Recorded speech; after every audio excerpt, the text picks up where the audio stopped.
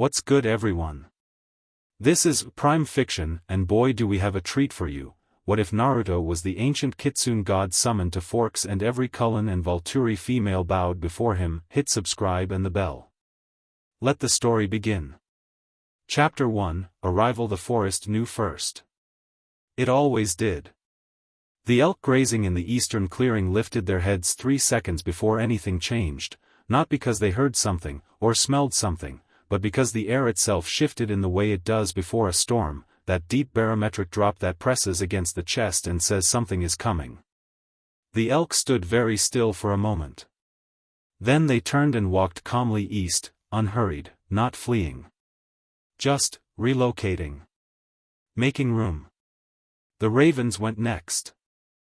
A whole murder of them erupted from the Sitka spruce canopy along the ridge, circling once in a tight black spiral like water draining from a bathtub, and then they were gone, not away, but up, riding a thermal that shouldn't have existed on a gray October morning in Forks, Washington. Then the rain stopped. Not gradually. Not the way Pacific Northwest rain tapers off into mist and then nothing. It just stopped, mid-fall, as if someone had reached up and turned a faucet. The clouds stayed. The gray stayed. But the rain hung suspended for exactly 2 heartbeats, and then fell all at once in a single soft rush, like a curtain dropping, and after that, silence. Clean, ringing, attentive silence. In the Cullen house, every head turned toward the tree lean at precisely the same moment. Carlyle was the first to speak. He was standing in the living room with a medical journal open in his hands, though he hadn't turned a page in 20 minutes. He said, very quietly, "Something's here." Emmett, draped across the couch with a video game controller balanced on his chest, sat up. "I don't hear anything." "I know." Carlyle set the journal down with the careful deliberateness of a man who needed to do something with his hands. "That's the problem." Jasper came down the stairs without being called, which meant he'd felt it too, not a threat exactly, nothing that raised the predator in him, but something that pressed against his empathic sense like a hand flat against a window. Present. Aware. Patient. Esme appeared in the kitchen doorway, wiping her hands on a cloth she didn't need, having been arranging flowers she didn't require for pleasure she couldn't fully explain. She looked at Carlyle. Carlyle looked back. They had been married long enough that entire conversations lived in that exchange. Alice sat cross-legged on the second-floor landing, perfectly still, with her eyes open. That was wrong. When Alice went still like that, her eyes were always closed. She went still to see. But right now she was staring at the far wall with an expression that no one in the family had ever catalogued before, not quite confusion, not quite wonder, something that lived between the two like a country without a name. Rosalie was the only one who hadn't moved. She stood at the upstairs window with her arms folded, looking out at the tree lean with the specific quality of stillness that meant she was pretending she wasn't paying attention when she was paying every bit of attention she had. Edward walked in through the front door.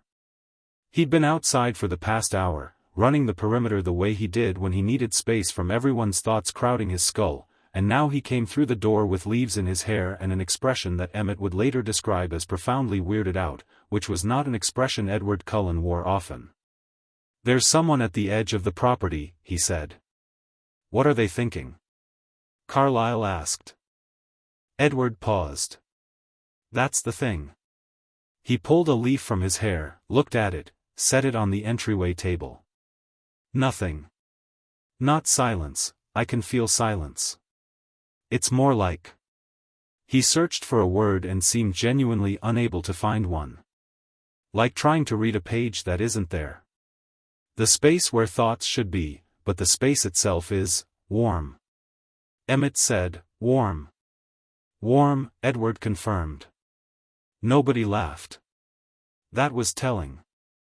Outside, in the space between the manicured Cullen lawn and the wild beginning of the Olympic Peninsula forest, a figure stepped out of the tree lean and stopped. He stood with his hands in the pockets of a jacket that was slightly too light for October and looked up at the house with the expression of someone reading the menu outside a restaurant, interested, unhurried, deciding. He was young. Or he wore young like a well-fitted coat. Blonde hair the color of winter wheat, sun-bright even under a gray sky, slightly messy in the way that was either natural or very carefully engineered to look natural. A whisker mark on each cheek, 3 thin lines, old scars or something older than scars. He was not tall, not remarkable in any way that the eye could immediately catalogue, and yet every single thing in the vicinity was oriented toward him the way a compass orients toward north. He tilted his head and looked at the house and smiled. Not the smile of someone who had arrived somewhere. The smile of someone who had returned. Then he pulled out his phone and appeared to check directions. Inside, Alice made a sound. It was the softest sound, barely a breath, but in a house full of people who could hear a heartbeat through concrete walls, it landed like a coin dropped in a cathedral. Rosalie turned from the window. What? I can't see him, Alice said. She still hadn't moved from the landing. I've been trying since the rain stopped. He doesn't have a future I can read. It's not blank. It's not blocked. It's like he exists outside of it somehow. Like he's not moving through time the way we do. She finally looked down at Rosalie. Like time is moving through him. Rosalie turned back to the window. The blond boy was walking up the driveway now, still with his hands in his pockets, still with that particular quality of ease that wasn't carelessness. It was the ease of someone who had never in their life needed to be on guard because nothing in the world had ever been a credible threat. He's coming to the door, Rosalie said. There was a brief collective moment where no one moved. Then Esme smoothed her hands down her skirt and walked to the door and opened it before he could knock. He was standing on the porch with his hand raised to knock and he looked at her with those eyes, amber, she registered, but the wrong amber, not the amber of controlled thirst but something deeper, something that burned, and he lowered his hand and smiled and said, in a voice that was warm and easy and utterly unconcerned, "Hi. Sorry to just show up. I felt the boundary and figured I should come introduce myself rather than just walk through it." Esme Cullen was 112 years old in the way that mattered. She had been a vampire for the better part of a century. She had faced the Volturi. She had rebuilt her home after it burned. She had loved with the full weight of a nature that was designed for love and had survived the deaths of children. She was not a woman who was easily shaken. Her knees bent. She caught herself on the doorframe and stood straight in the same breath, but the motion had happened, clear and involuntary, a dip of deference so instinctive it bypassed every layer of will she had. Her eyes went wide. Her hand tightened on the doorframe. The boy's expression shifted, not to satisfaction, not to smug pleasure, but to something more like concern. Gentle. Hey. You don't have to do that. I didn't come here for that. Esme stopped. She was looking at her own knees as if they had betrayed her. I don't know why I did that. Your instincts are older than your mind, he said simply, and it wasn't condescending, wasn't a lecture. Just a fact, offered kindly. Most people don't even notice when it happens. You're perceptive. What are you? The question came from behind Esme. Rosalie's voice, which carried the particular edge it always carried, the one that was armor over everything else. The boy looked past Esme to where Rosalie stood halfway down the stairs, blonde and furious and magnificent in the way she always was, and something flickered across his face. Recognition, maybe. Or the particular appreciation of someone who had seen 1,000 beautiful things and could still be struck by one more. Naruto, he said. My name's Naruto. And I'm just stopping by. He said it like it was enough. Like a name was all the context anyone needed. And the infuriating thing, the thing that would bother Rosalie for days afterward, was that somehow it felt like enough. Like the name itself had weight. That's not what I asked, she said. I know. His grin was brief and bright and a little bit crooked. Can I come in? I promise I'll answer the real questions. I just prefer not to do it on doorsteps. Esme stepped aside. She would think about that later, the fact that she stepped aside without deciding to, the way you step aside for water. He walked in. The house adjusted around him the way a room adjusts when someone very large enters, not in square footage, but in atmosphere. The temperature didn't change. The air pressure didn't change. But something did, something that lived below the threshold of measurement. Every vampire in the house felt it like a second pulse, irregular and enormous, beating somewhere beneath the floor. Emmett stood up from the couch. He was 6'5" and built like a geological feature, and he stood up in the way he stood up when he wanted someone to register the fact of his size, which was a habit he'd developed without realizing it. He looked at Naruto. Naruto looked back at him with genuine interest, the way you look at something impressive without feeling threatened by it. "You're big," Naruto said approvingly. Emmett blinked. Whatever he'd been preparing to say evaporated. "Yeah. Do you lift, or is that just how you came?" Emmett looked sideways at Rosalie, who had come down the rest of the stairs and was now standing with her arms folded, looking at Naruto like he was a math problem she was going to solve if it killed her. "Both, I guess." "Nice." Naruto turned to Carlyle, who had moved to stand in the center of the room with the quiet authority he always carried. "You're the head of this family." It wasn't a question. "I am," Carlyle said. "Carlyle Cullen. And you're in my home." "I know. Thank you for not immediately trying to tear my head off. It sets a good tone." Naruto looked around the room, at the art on the walls, at the grand piano, at the books shelved floor to ceiling along the far wall, at the flowers Esme had been arranging, yellow chrysanthemums going gold at the edges. "You've made it beautiful in here. That matters, you know. Making a space beautiful when you don't have to. It says something about who you are." Carlyle studied him. Decades of medicine had trained him to read bodies, to look past surfaces to what was underneath, and what he found when he looked at Naruto was layered. Vastly, impossibly layered, the way a mountain is layered, all the time it has existed pressed into its visible face. "What brings you to Forks?" "I was following a disturbance in the balance of things around here," Naruto said, with the same tone you'd used to say I was following a detour on the GPS. "Something's been pulling at the edges of the natural order in this part of the world for a while. I wanted to see it for myself." "What kind of disturbance?" Edward asked. He'd been standing by the far wall since Naruto walked in, with the particular tension of someone straining to hear a sound just below their range. His gift was howling into silence and getting nothing back, and it was making him deeply, visibly uncomfortable. Naruto glanced at him and there was a beat, a moment of direct eye contact, and Edward went slightly rigid. Not with pain. With the peculiar, full-body sensation of being read the way he read others, completely, instantly, without possibility of defense.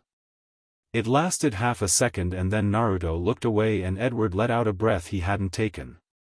"You're the mind reader," Naruto said. "Don't worry, I'm not blocking you on purpose. My mind is just, a lot. It'd probably hurt if I let it all through." "What would it feel like?" Alice asked from the landing. Naruto looked up at her. She looked back, small and dark-haired and preternaturally still, with her eyes full of something complicated. He smiled at her, and it was a different smile than the others, gentler, something in it that acknowledged what she was currently experiencing. Like trying to hold the ocean in a teacup. The teacup's fine. The ocean isn't smaller. "I can't see you," she said. "Just that." Her voice was even, but her hands were pressed flat against her knees. "I know. I'm sorry. Does that frighten you?" A long pause. "It should. But does it?" Another pause. She tilted her head. "No. That frightens me more." He laughed, a real laugh, short and bright, surprised out of him, and it was the most disarming thing that had happened so far, because it was completely genuine and completely at ease, and it filled the room the way a fire fills a room, with warmth and light and the suggestion of something immense and well-contained just beneath the surface. Rosalie was watching all of this with the focused intensity of someone cataloging evidence. She noticed the way the house's ambient sounds had changed since he walked in, the birdsong outside now layered and complex and almost musical where before it had been ordinary. The way her own body felt faintly warmer, though she ran cold as stone. The way her instincts, the deep, ancient, predator-prey architecture of her vampire nature, had quietly and completely reoriented themselves, were pointing at this blonde stranger not with hunger or threat but with something that felt embarrassingly like deference, and she was furious about it. "What are you?" she asked again. Her second time. She was not a woman who repeated questions. This time he looked at her properly. Those amber eyes, gold and deep and uncomfortably direct, settled on her face, and Rosalie Hale, who had been called beautiful enough times to find it boring, felt that gaze like a hand pressed flat against her sternum. "Older than your kind," he said. "Not boasting. Reporting. I've been called a lot of things across a lot of cultures. The name that fits best is Kitsune, fox spirit, if you want to translate it plainly. But I've been around long enough that I'm something past the word. The word is a box I outgrew." He paused. "The short version is, I am what your instincts were built to recognize. The thing that was here before predators decided what the hierarchy looked like." The room was very quiet. "And you came here because of a disturbance," Carlyle said slowly. "In the natural balance." "Partly." Naruto pulled his hands out of his pockets and sat down on the edge of the coffee table, not the couch, not a chair, the coffee table, with the easy familiarity of someone who has never once in their existence needed to be careful about where they sat, and laced his fingers together. "Also partly because I was curious. I haven't seen a coven this large and this," he seemed to search, "this intentional in a long time. You're doing something that vampires almost never do." "Which is?" Carlyle asked. "Choosing something other than power as your organizing principle." Naruto looked at him steadily. "That's rare enough to be interesting." Carlyle said nothing. But something in his expression shifted, the particular shift of a person hearing something true that they hadn't put into words themselves. "Also," Naruto added, and now his tone went slightly lighter, back toward that natural warmth, "Forks has very good ramen if you know where to look, and I was passing through anyway." Emmett made a noise that was almost a laugh. Rosalie shot him a look that murdered it in its crib. Outside, the afternoon moved forward. The clouds thickened and the air smelled of pine and coming rain and something else, faint, wild, barely there, like cedar smoke and old lightning. The elk that had moved east earlier began, quietly, to drift back west. The ravens returned to the spruces on the ridge. The forest, which had gone attentive and still, relaxed by increments into something that felt less like watchfulness and more like listening. The conversation in the Cullen house continued for another hour. Naruto answered questions with the candor of someone who had nothing to hide and the occasional maddening evasion of someone who understood that not everything needed explaining right now. He told them he would be staying in Forks for a while, weeks, maybe more, maybe less, he'd know when the thing that called him here was resolved. He told them he'd arranged lodging without elaborating on how. He told Carlyle he had no interest in disrupting the family's established life, that they were not required to include him in anything, and said this last part with such genuine, uncomplicated courtesy that Esme, sitting across from him now, felt the peculiar ache of someone wanting to argue with a statement they had no rational grounds to argue with. At some point Jasper, who had been the quietest presence in the room throughout, said from his position near the bookshelf, "You've been sending out calm this whole time." Naruto glanced at him. "Have I been overdoing it?" "You've been doing it," Jasper said. There was no accusation in his voice, just the careful precision of someone who wanted to know exactly what was happening in his own space. "Is that deliberate?" "Habit," Naruto admitted. "I've been walking into groups of frightened beings for a long time. I calm the air first and talk second. It tends to go better. I can stop. No, Jasper said, which surprised everyone, possibly including Jasper. It's fine. I was just noting it. Naruto nodded, accepting this, and the conversation moved on. It was getting toward evening when he stood to leave, and the moment he stood, the moment Rosalie had been, not waiting for, she would have rejected that word with force, but cataloging, arrived. He stood, and her body moved. The same involuntary dip at the knees that Esme had felt at the door, the same reflex of deference reaching up from somewhere below consciousness, somewhere in the architecture of what she was, and Rosalie caught it the same way Esme had, catching herself with the same hard grip on her own will, standing rigid and furious, eyes blazing. The difference was that Rosalie didn't grab a doorframe. She stood perfectly straight on the sheer force of sheer refusal, every line of her radiating the effort of it, and glared at Naruto with the specific quality of anger that is very close to something else and is furious about that fact too. He looked at her. The corner of his mouth moved. "Don't," she said, very quietly. He pressed his lips together. But his eyes were laughing, warm and ancient and absolutely unoffended. "I wasn't going to say a word. You were going to smile." "I'm always smiling." "Not like that." "A beat." "You're very perceptive too," he said, and it was an echo of what he'd said to Esme, but calibrated differently. Where Esme's had been gentle, this was something more like respect. The respect you give someone who is fighting and winning even when the fight is unreasonable. Rosalie said nothing. Her jaw was tight and her arms were folded, and she was the most deliberately composed person in the room. Naruto moved toward the door, pausing to say something quiet to Carlyle about the property boundary. He'd be careful to announce himself when he came back, that kind of thing, and Esme walked him out. At the door he turned and looked back into the house once, a sweeping glance that took in everything, all of them, standing in their various positions, in the amber light of a Cullen living room at dusk, and his expression was something that none of them had a ready word for. Not wistful, not triumphant, not calculating. Something that lived closer to the feeling you get when you find something you thought you'd lost. Then the door closed and he was gone. For a long moment nobody spoke. Emmett was the one who broke it. "Okay," he said, to the room at large. "What was that?" "Ancient Kitsune deity," Alice said from the landing. "She'd barely moved in 2 hours. Apparently." "He sat on the coffee table," Emmett said. He seemed genuinely more bothered by this than anything else. "Emmett," Rosalie said. "I'm just saying. He came in here and sat on the coffee table and told us he's older than the concept of vampires and then said he was staying in Forks because the ramen is good."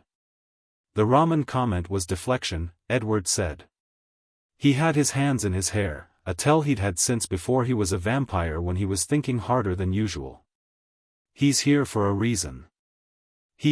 I couldn't read him at all. Not a single surface thought. And when he looked at me it felt like..." He trailed off.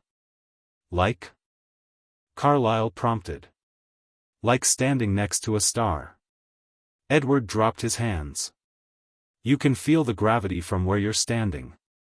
Carlyle sat down in the chair Naruto had vacated, which was a thing he didn't usually do, sit in a chair someone else had just left, and he looked at the empty coffee table and thought. His face went through several expressions in rapid succession before settling into the particular attentive calm of a man deciding something. "He said he wasn't here to disrupt anything," Carlyle said at last. "He also caused Esme and Rosalie to genuflect just by existing," Jasper said mildly. "I didn't genuflect," Rosalie said. "You caught yourself genuflecting. That is categorically different." "Is it, though?" "Jasper, I will, he's coming back," Alice said, and she said it with the absent simplicity of someone reporting the weather. "I still can't see when, or why, or what it means. But he's coming back." "Of course he is," Rosalie said. "He said he was." "No." Alice finally looked away from the wall she'd been staring at and looked down at her family, and her expression was the one she wore when something was bigger than her ability to frame it. "I mean, She paused. I mean, he's part of this now. Whatever this is.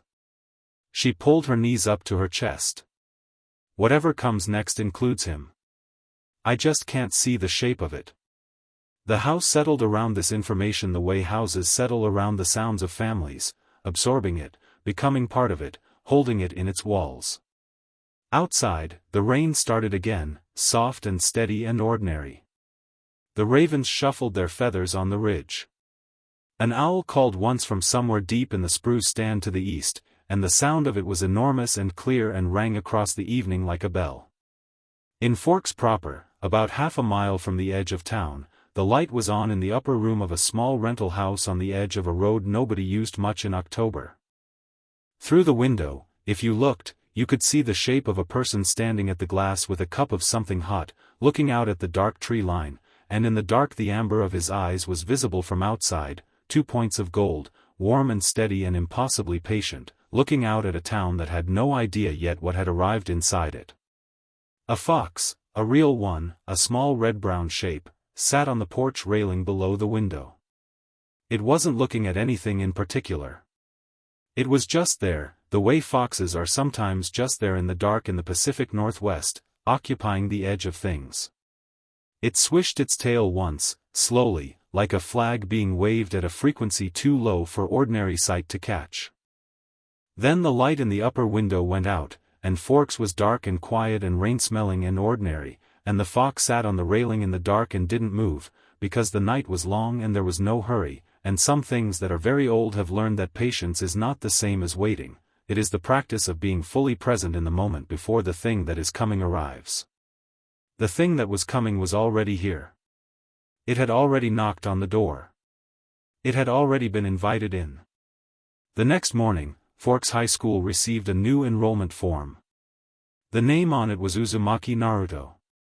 The birth date listed was recent enough to be plausible and old enough not to raise questions. The emergency contact field had been left blank, but the administrator who processed the form, a Miss Cope who had worked the front desk for 19 years and had very definite opinions about proper paperwork, found that she didn't feel like asking about it.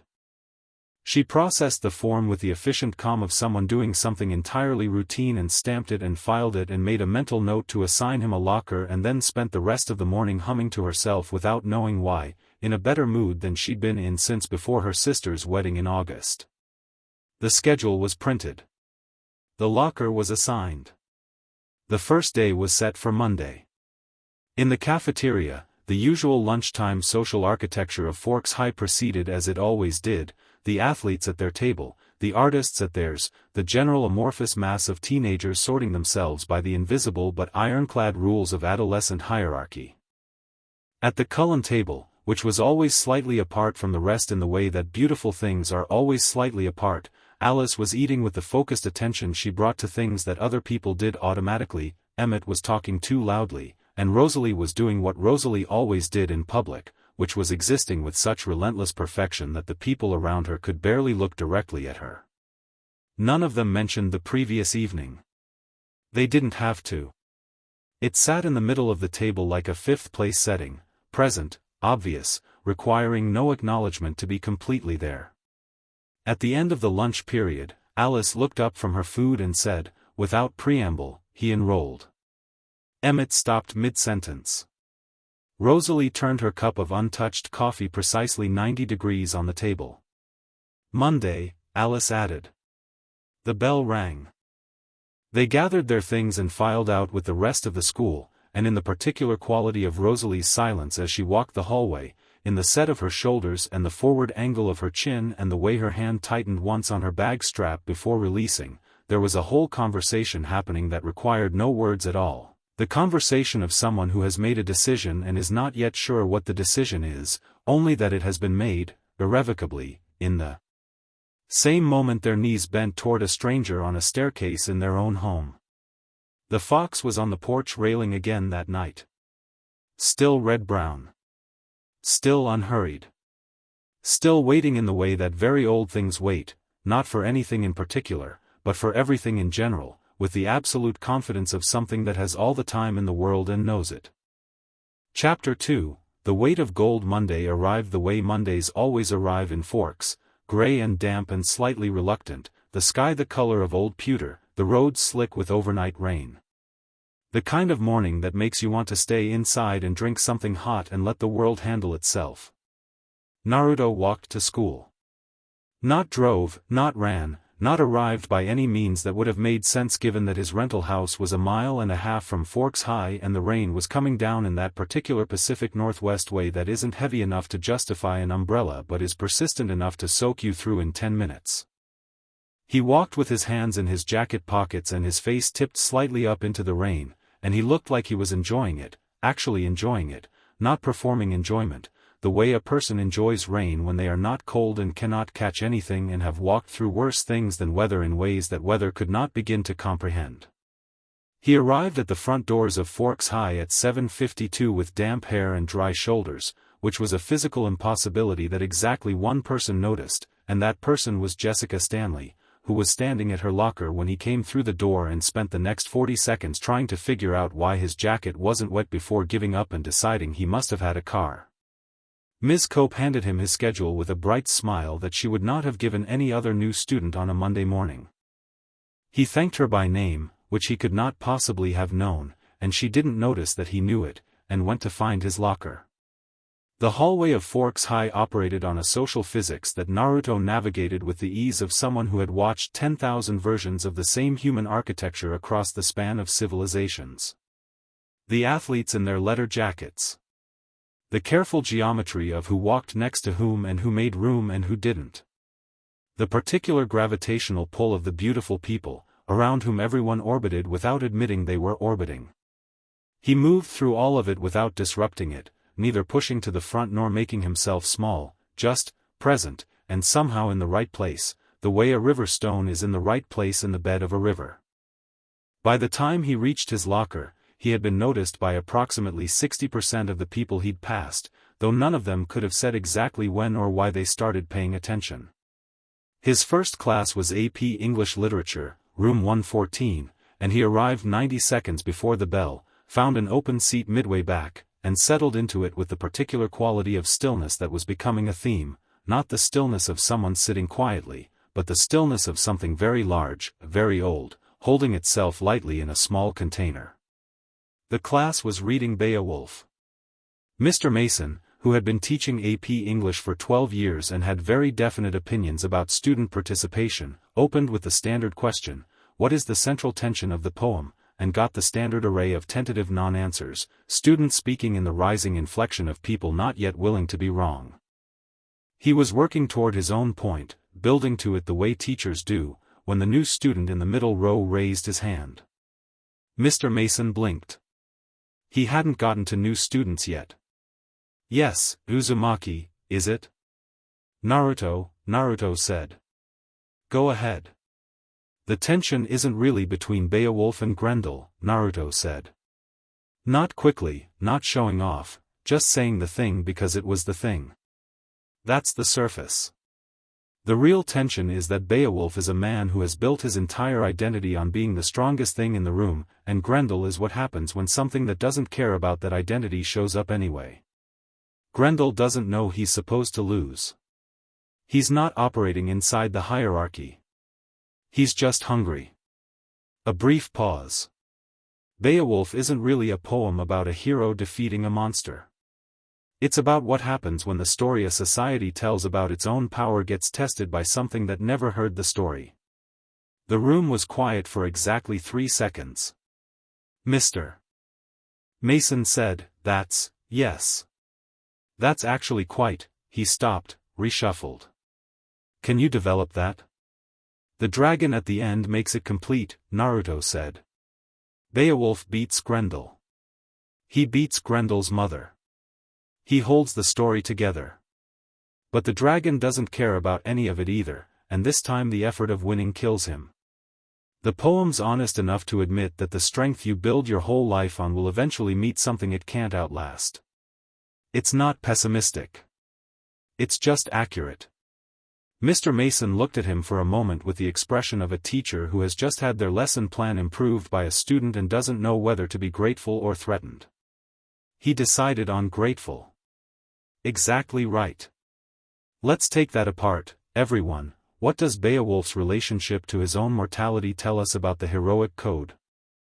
The class discussion that followed was the best one of the semester, and 3 different students left the room feeling like they'd understood something they hadn't expected to understand on a Monday morning, and none of them were sure exactly why.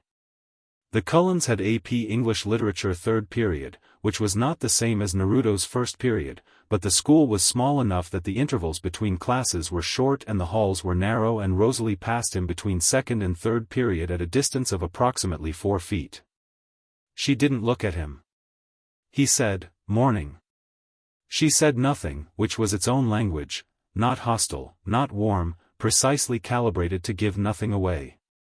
She turned the corner and was gone, and Naruto watched the space where she'd been for exactly 1 second before heading to his next class, with an expression that was not quite a smile and not quite something else.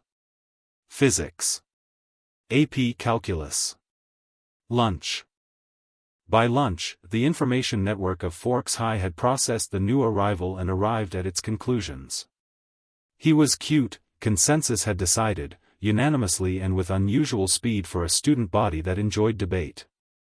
Not in the way the Cullens were devastating, which came with a faint but pervasive unease that nobody acknowledged, like standing too close to something that might bite. More like, approachable. Warm. The kind of cute that made you want to start a conversation even if you couldn't think of a reason for one. Jessica Stanley had already decided she was going to talk to him. Angela Weber thought he seemed nice. Mike Newton had done the male social calculus and determined he was not a threat, which was a calculus he was running on incomplete information, but that's the nature of that particular calculus. Naruto got his lunch tray, found a table slightly apart from the main clusters, and sat down and ate with complete and unself-conscious contentment, looking around the cafeteria with the easy interest of someone at a very mild tourist attraction. He watched the social dynamics with a half-smile, the way you watch chess being played when you invented the pieces. Jessica arrived first. Then Mike.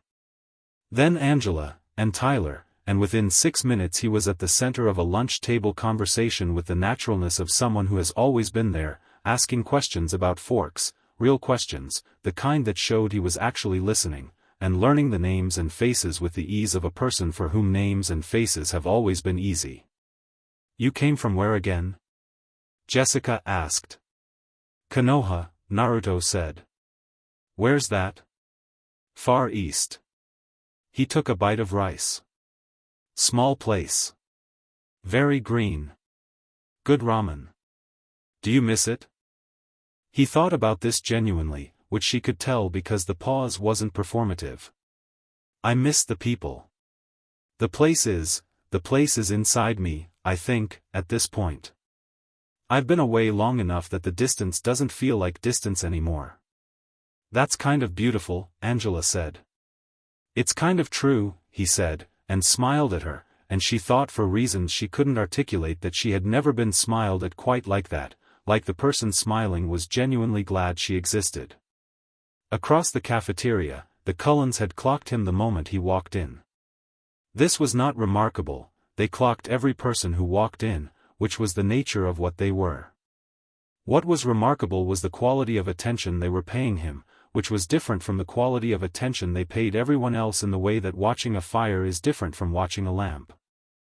Edward was the most visibly uncomfortable, which was unusual because Edward had spent years developing the ability to look comfortable with things that weren't comfortable. "He's been running that conversation for 6 minutes, he said quietly. "Perfectly. Not a single wrong note, every person at that table feeling specifically what he wants them to feel." "How is he doing it?" Emmett asked. "I don't know. I can't, there's nothing there for me to read. It's like he's everywhere in that conversation and nowhere at once." "He's not manipulating them," Jasper said. He was looking at Naruto with the particular attention he brought to emotional environments. "What he's projecting is genuine. He actually is interested in them. He's actually glad to be here. That's not a manipulation strategy. That's just what he is." "Which makes it more effective," Rosalie said, from behind her untouched lunch, looking at a fixed point on the table in front of her rather than at the conversation happening across the room. Alice said. I'm not talking about him, Rosalie said. You're talking about the general principle, Alice said pleasantly. Yes. Which happens to apply to him specifically. Alice. I'm just agreeing with you. Rosalie picked up her fork, looked at it, put it down. He's going to come over here. Probably, Alice agreed. I need that to not happen right now. Why? A pause. Rosalie's jaw moved. Because I haven't decided how to, she stopped. Started again. I want to be prepared. For what? For whatever it is that happens when he's in the immediate vicinity that I don't have a name for yet. Alice looked at her sister with an expression of enormous, carefully contained fondness. She said nothing, which was the kindest possible response. Naruto did not come over to the Cullen table during lunch. He ate, talked, laughed at something Mike said with a laugh that was out of proportion to whatever the joke was but somehow didn't seem fake, and when the bell rang he gathered his tray and stood, and as he did he glanced once across the cafeteria toward the Cullen table, a brief, unhurried glance, taking in all of them with an easy acknowledgement, and then he was moving toward the exit with the flow of students. Edward, who had been watching that glance, said quietly, "He's not going to push." "What?" Carlyle said. "He's waiting." Edward turned back to the table. He walked in here and half the room reoriented toward him within the first 3 minutes and he sat down on the opposite side of the cafeteria and had a completely different conversation. He's not trying to center himself. He frowned, and the frown was the frown of someone whose entire model of social behavior was being quietly revised. He doesn't need to be at the center. Because he knows he already is, Rosalie said. She gathered her things and stood, and her voice was flat and even and precise, the tone she used when she had been thinking about something long enough to be certain about it. He doesn't need to claim the space. He just occupies it. The center comes to him. She left. The rest of them sat with this for a moment. She's been thinking about him all morning, Alice said, to nobody in particular. She was looking at something slightly to the left of reality, the way she did when she was reading The Shallow Near Future. Then she looked back.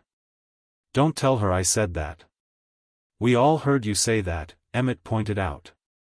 "Don't tell her any of you heard me say that either." The afternoon progressed. Naruto had biology 5th period, which he shared with Bella Swan, who was in the process of being the most unusual experience of Edward Cullen's vampiric existence and was also, independently, a person with a reasonably functional instinct for when something was different about another person. She knew he was different within the first 5 minutes. Not the way the Cullens were different, that difference was cold and perfect and slightly alarming at the edges in the way beautiful things with too many teeth are alarming. This was something else. He sat down at the lab bench next to her without asking if the seat was taken and said hello in the easy way of someone who had never been socially anxious in their life and possibly had never even understood the concept. "Bella?" He'd seen the seating chart on the way in. "Yeah." She studied him. "You're the new kid." "I am." He looked at the biology textbook with the expression of someone who finds its contents genuinely charming. "Mitosis today, apparently. Are you actually interested in mitosis?" He considered this. "I'm interested in the fact that all the complexity of life runs on processes this elegant. One cell becoming 2 becoming 4 becoming everything. Yeah, I think it's interesting." She looked at him for a second. "Most people just say yes or no." "I know." He opened the textbook. "What's your read on the teacher?" "Mr. Banner?" "He's fine. He likes it when you actually engage." "Good to know." The lab involved slides and microscopes and the standard managed chaos of high school biology, and Naruto was a patient, easy lab partner who made no attempt to take over the work and no attempt to be useless, just, present and functional, doing his half without commentary. Bella, who had been in the unenviable position of lab partner to several people whose idea of partnership was watching someone else do the work, appreciated this more than she would have said. Midway through the lab, while they were waiting for a slide to focus, she asked, "How do you know the Cullens?" He glanced at her. "What makes you think I do?" "Because Alice looked at you at lunch in that specific way she has. Like she already knows you." He was quiet for a moment in the way that meant he was considering how much to offer rather than what to say. She could tell the difference, she'd learned it from Edward. "I introduced myself to the family this weekend. I'm staying in Forks for a while."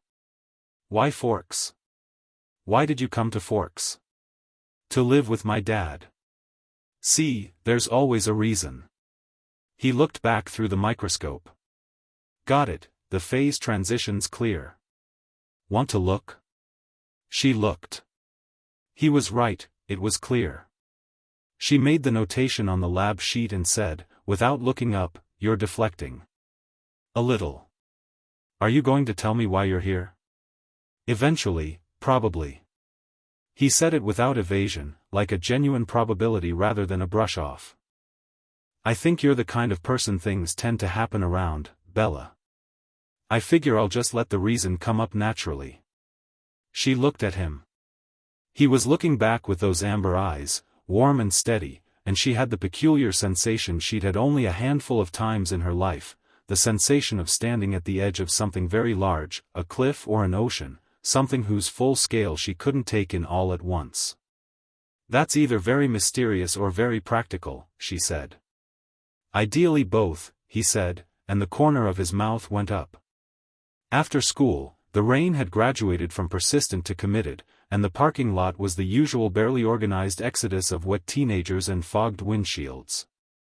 Naruto walked out the front doors without an umbrella and stopped at the top of the steps, apparently content to stand in the rain while he checked something on his phone. He heard them before they reached him, which was partly because he heard everything and partly because when 5 vampires move through a crowded space their silence has a particular texture. The space around them empties half a second before they arrive, people stepping aside without knowing why. "We thought you might want a ride." It was Carlyle, which was not who Naruto had expected, and this registered briefly on his face. "The house is on the way. The rental is in the other direction." "I know." A pause. "Esme wanted to feed you." Naruto looked at Carlyle. Carlyle looked back. Between them, in the rain, a brief negotiation happened that had nothing to do with rides or directions or dinner.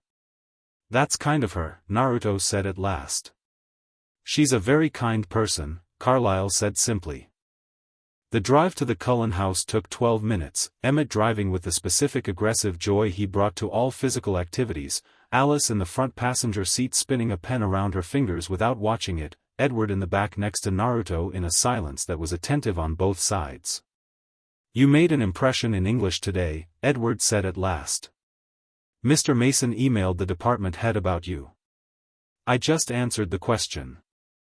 "You reframed the central text of the unit in the first 15 minutes. It needed reframing." Rosalie was in the back too, on Naruto's other side. She had been looking out the window since they left the school lot, her profile perfect and still and offering nothing. Naruto said, without turning his head, "You had a good counterargument to the Beowulf reading. I could feel you forming it from across the cafeteria." Her head turned with the speed and precision of someone who has been paying very close attention to something they were pretending not to pay attention to. "I wasn't forming any, the heroic code as a social contract versus a personal identity. It was going to be a good point. A beat." "How did you know that was what I was thinking?" "Because it's the obvious next step and you're not someone who stops at the obvious first step." He said it without flourish, without charm, just accurate and direct, the way you observe that the sky is gray. "Also you've been doing that thing where you hold very still but your eyes are moving, which means you're running an argument." Rosalie was silent for approximately 4 seconds. Then, very carefully, she said, "The heroic code in Beowulf is communal. It's not about what Beowulf believes about himself. It's about what his community needs him to be."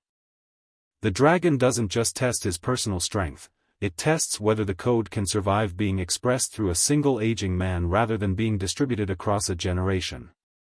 The tragedy isn't that he dies. The tragedy is that he didn't build something that could outlast him. Naruto turned to look at her fully, and the quality of attention he brought to it was immediate and complete, the way you turn a spotlight on something. That's better than mine, he said. She looked at him. He wasn't performing humility. He wasn't deflecting. He meant it, fully and straightforwardly, with no caveats and no calculations, and it landed with a weight that simple honesty sometimes has, the weight of the unexpected. I know, she said. But something in her voice had shifted, microscopic and undeniable, in the way a locked door shifts when the right key touches it. Alice turned from the front seat with a smile she was making no attempt to hide. Alice, Rosalie said. I'm not saying anything. You have the face. I just have a face, Rosalie, I can't help what my face, I will take my chances with the rain. We're almost there. They were. The Cullen house rose out of the tree lean, all glass and clean angles, and Emmett pulled up the drive with a flourish that was entirely unnecessary. When they got out, the smell of cooking hit the outdoor air. Esme had been in the kitchen, making something that had no purpose for anyone in the household except the one person who could eat it, which was its own kind of statement about who Esme was. She met them in the doorway. I made ramen, she said, to Naruto. He stopped on the threshold and looked at her, and his expression did the thing it had done the previous evening, that brief, unguarded flicker of something real, something from very deep down, surfacing momentarily before being folded back into warmth. You made ramen. I found a recipe. I had to go to Port Angeles for some of the ingredients. She paused, with the slight self-consciousness of someone who has just realized they might have done something that reads as excessive. I wasn't sure if it was right, it smells exactly right, he said. He came inside. Esme guided him toward the kitchen island where a bowl was waiting, steam rising in slow spirals, and he sat on a stool and looked at it for a second before eating, and the pleasure that moved across his face when he did was not the pleasure of someone performing gratitude. It was the specific, deep pleasure of a person tasting something that connects to something inside them, something that runs all the way back. Carlyle sat across the island. The others arranged themselves around the kitchen in various postures of casual proximity. Nobody wanted to be the one who obviously came to watch, so everyone found reasons to be in or near the kitchen that were slightly transparent but that nobody called out. Can I ask you something? Carlyle said. You can ask me anything, Naruto said. I'll answer what I can. What is the disturbance you mentioned? The thing that brought you here specifically? Naruto was quiet for a moment, his spoon turning slowly in the bowl. Then, there's a concentration of supernatural activity in this region that's been building for a few years. Your coven, you're part of it. The wolves at La Push are part of it. The Volturi's increased interest in the area is part of it. He looked at Carlyle. You know the treaty with the wolves has always been a thin thing. A practical truce built on mutual restraint. But something is pulling at the balance. Adding pressure from multiple directions. When the balance in a place goes, it goes fast, and the things living in it usually go with it. And you're here to prevent that? I'm here to see if it needs preventing, or if it needs something else. He ate another mouthful. Sometimes the answer to an imbalance is intervention. Sometimes it's just witness. Being present while something works itself out. And you don't know which this is yet. Not yet. How will you know? When I know. He said it without frustration, without vagueness, as a genuine statement of process. Some things can't be rushed. You should know that better than most. Carlyle was quiet. Jasper, leaning against the far counter with his arms crossed, said, You mentioned the Volturi. I did. You know about us. You know about the wolves. You know about the treaty. It wasn't accusatory, but it was careful. How much do you know about this region's situation? Enough to know it's fragile, Naruto said. Enough to know Arrow has been paying attention to this particular cluster of people for reasons that go beyond his usual interest in gifted vampires. He looked at Jasper steadily. And enough to know that what happened in Italy last year hasn't fully resolved. You resolved the immediate problem. The interest remains. The kitchen went very quiet. Edward said, from the doorway, you know about Volterra. I know about a lot of things that happened in a lot of places. Naruto set down his spoon. I'm not here because of Volterra specifically. But it's part of the pattern. He looked around at them, at Carlyle's contained concern, at Jasper's careful stillness, at Alice's wide dark eyes, at Emmett's unusual quiet, at Rosalie who was leaning against the far wall with her arms folded and an expression that was giving away less than usual but still giving something, and he said, simply, you've been carrying a threat on your horizon for years.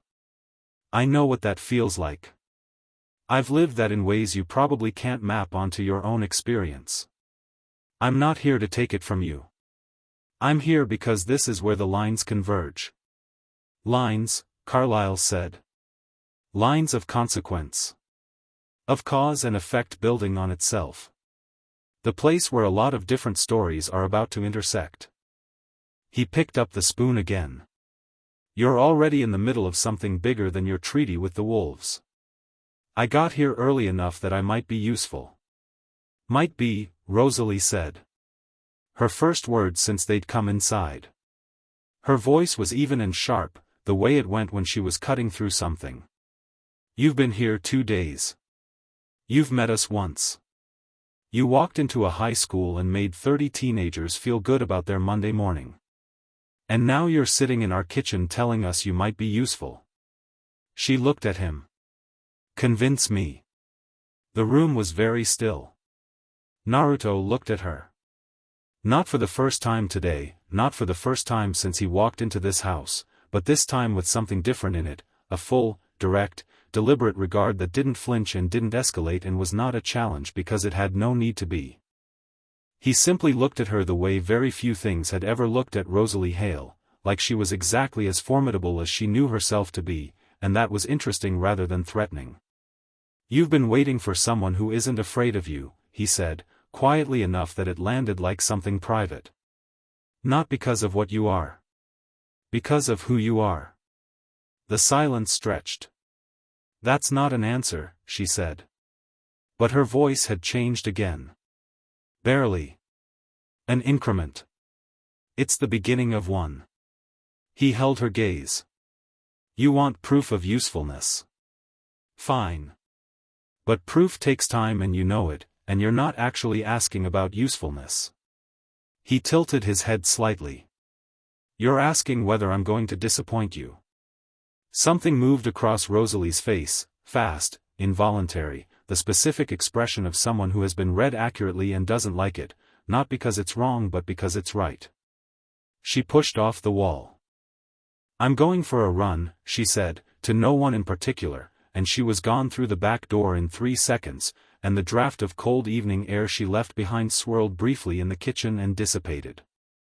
Nobody spoke immediately. Then Emmett, with the magnificent social timing he occasionally produced, she likes you. Emmett, Alice said. Don't. Naruto turned back to his ramen. His expression was contained and warm and untroubled, with a quality underneath it that was very old and very certain in the way mountains are certain, not rigid, not domineering, just permanently there. He ate in peace while the Cullen family processed what had just happened in their kitchen, and the evening deepened outside, and somewhere in the forest Rosalie ran with the specific fury of someone running away from something that is not, in the end, a thing that can be run from. He stayed 2 hours. He and Carlyle talked about medicine, about how the practice of it had changed across centuries, and Carlyle's answers had the flavor of someone who almost never got to have this particular conversation, speaking across a timeline rather than within one. Alice asked him what blind spots felt like from the inside, speaking carefully around the edges of what was clearly a point of genuine discomfort, and he answered her without deflection and without minimizing it, which she appreciated in a way she didn't articulate because articulating it would mean acknowledging how rarely she got that courtesy. Edward sat with them for most of it, reading nothing from Naruto's mind and slowly, visibly coming to terms with what that actually felt like, not as a threat, but as a space. A clean, pressureless space where no one was broadcasting their thoughts at him. He said, near the end of the evening, "What does it feel like? From your side?" Naruto looked at him. "Which part?" "Being in a room full of people and not," Edward stopped, restructured. "Being able to be in a room without it being loud." A pause. Something shifted in Naruto's expression, subtle and deep. "Like being able to hear the wind without someone talking over it," he said. "I remember what it was like before I could manage it. It was very loud for a long time." He looked at his hands on the countertop, briefly. "You learn to find the volume. It takes a while." "How long?" "Longer than you want it to." He looked up. "But you get there." Edward said nothing else about it, but something in the set of his shoulders changed, a small structural shift in the way he held himself, like something that had been braced for a long time being allowed to relax by a fraction. At the door, leaving, Naruto paused and looked back at Carlyle. "The wolves are going to come this week. Probably midweek. They felt me arrive and they're processing it." "You can feel them from here?" "I can feel everything in a radius that's larger than this town." He said it without performance. "When they come, let me handle the introduction. If that's all right." Carlyle studied him for a moment. Then nodded, slowly, with the manner of someone extending trust in an increment that is calculated but genuine. "All right. Thank you for the ramen," Naruto said, and raised his voice toward the interior of the house. From somewhere upstairs, Esme's voice came back, "Come back whenever you want." He walked home. The rain had stopped. The air smelled of pine and turned earth and the particular clean dark smell of a forest that has been drinking all day. Above the tree line, through a break in the clouds, a handful of stars were visible, just a handful, pale and remote. He walked with his hands in his pockets and his face turned up to watch them, and from the upstairs window of the Cullen house, in the dark, a pale figure stood very still and watched him go until the driveway's curve took him out of sight.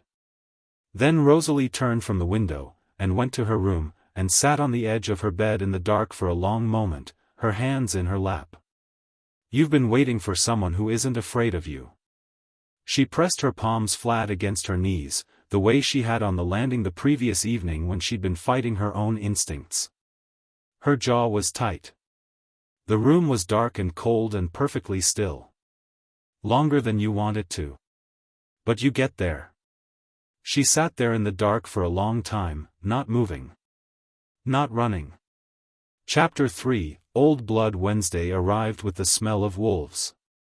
Not literally, not to human noses, not to the noses of people who hadn't been living adjacent to the supernatural long enough to know what to catalog. But Carlyle stepped onto the back porch at 6 in the morning with his coffee and knew within 30 seconds that something was moving through the forest preserve to the south, something warm-blooded and large and purposeful, and that it was more than one something. He came back inside and said, "Today." Naruto was already in the kitchen. This was the part nobody had fully adjusted to yet, the way he simply appeared in spaces, not with any supernatural suddenness but with the quality of someone who had been there long enough that the room had stopped noticing him. Esme had let him in at some point before dawn, or he had let himself in, or the house had simply decided he was allowed and the question of entry had sorted itself. He was sitting at the kitchen island with a mug of tea and one of Carlyle's medical journals open in front of him, reading with the focused patience of someone who finds the subject genuinely interesting. "I know," Naruto said, without looking up. "They've been circling since yesterday evening. Working up to it." "How many?" 6. "The alpha's in front. There's someone older with him, counsel, I think, not a wolf." He turned a page. "They're not hostile. They're cautious. There's a difference. Carlyle leaned against the counter and watched him read for a moment. You said you'd handle the introduction. I'll go out and meet them before they reach the border. He closed the journal. I'd appreciate it if your family stayed inside until I wave you out. The wolves and your coven have a lot of history between them, and I want the first conversation to not be tangled up in that. Agreed. Carlyle paused. Should I tell them? No. Let me introduce myself first. Let it come from me. He stood, drained the last of the tea. It'll go better if it's not filtered through your perspective or theirs.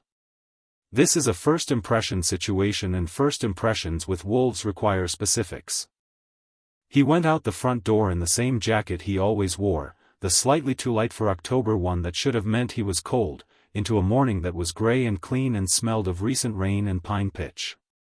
He walked around the side of the house and past the tree line and kept walking south, down the slope where the Cullen property blurred into the wild, not following a path but moving with the directness of someone navigating by something other than landmarks.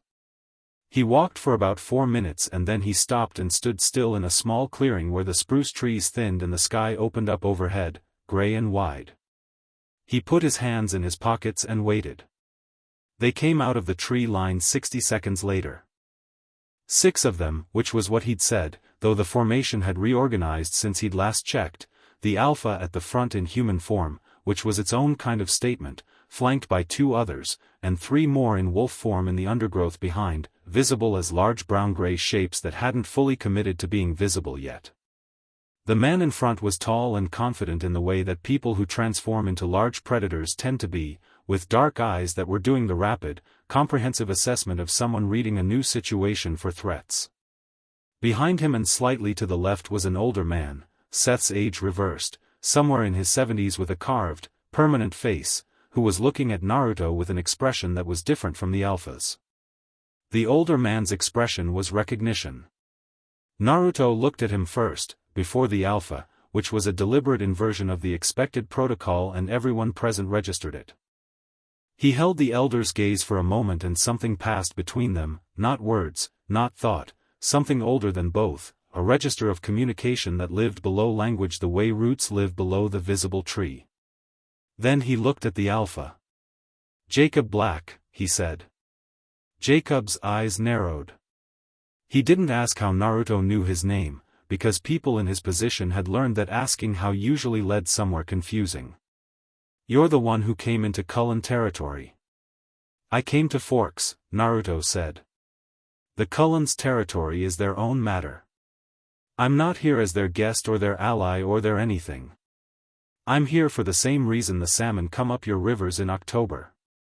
Because this is where I'm supposed to be right now. A pause. Behind Jacob, one of the flank wolves shifted its weight. What are you? Jacob asked.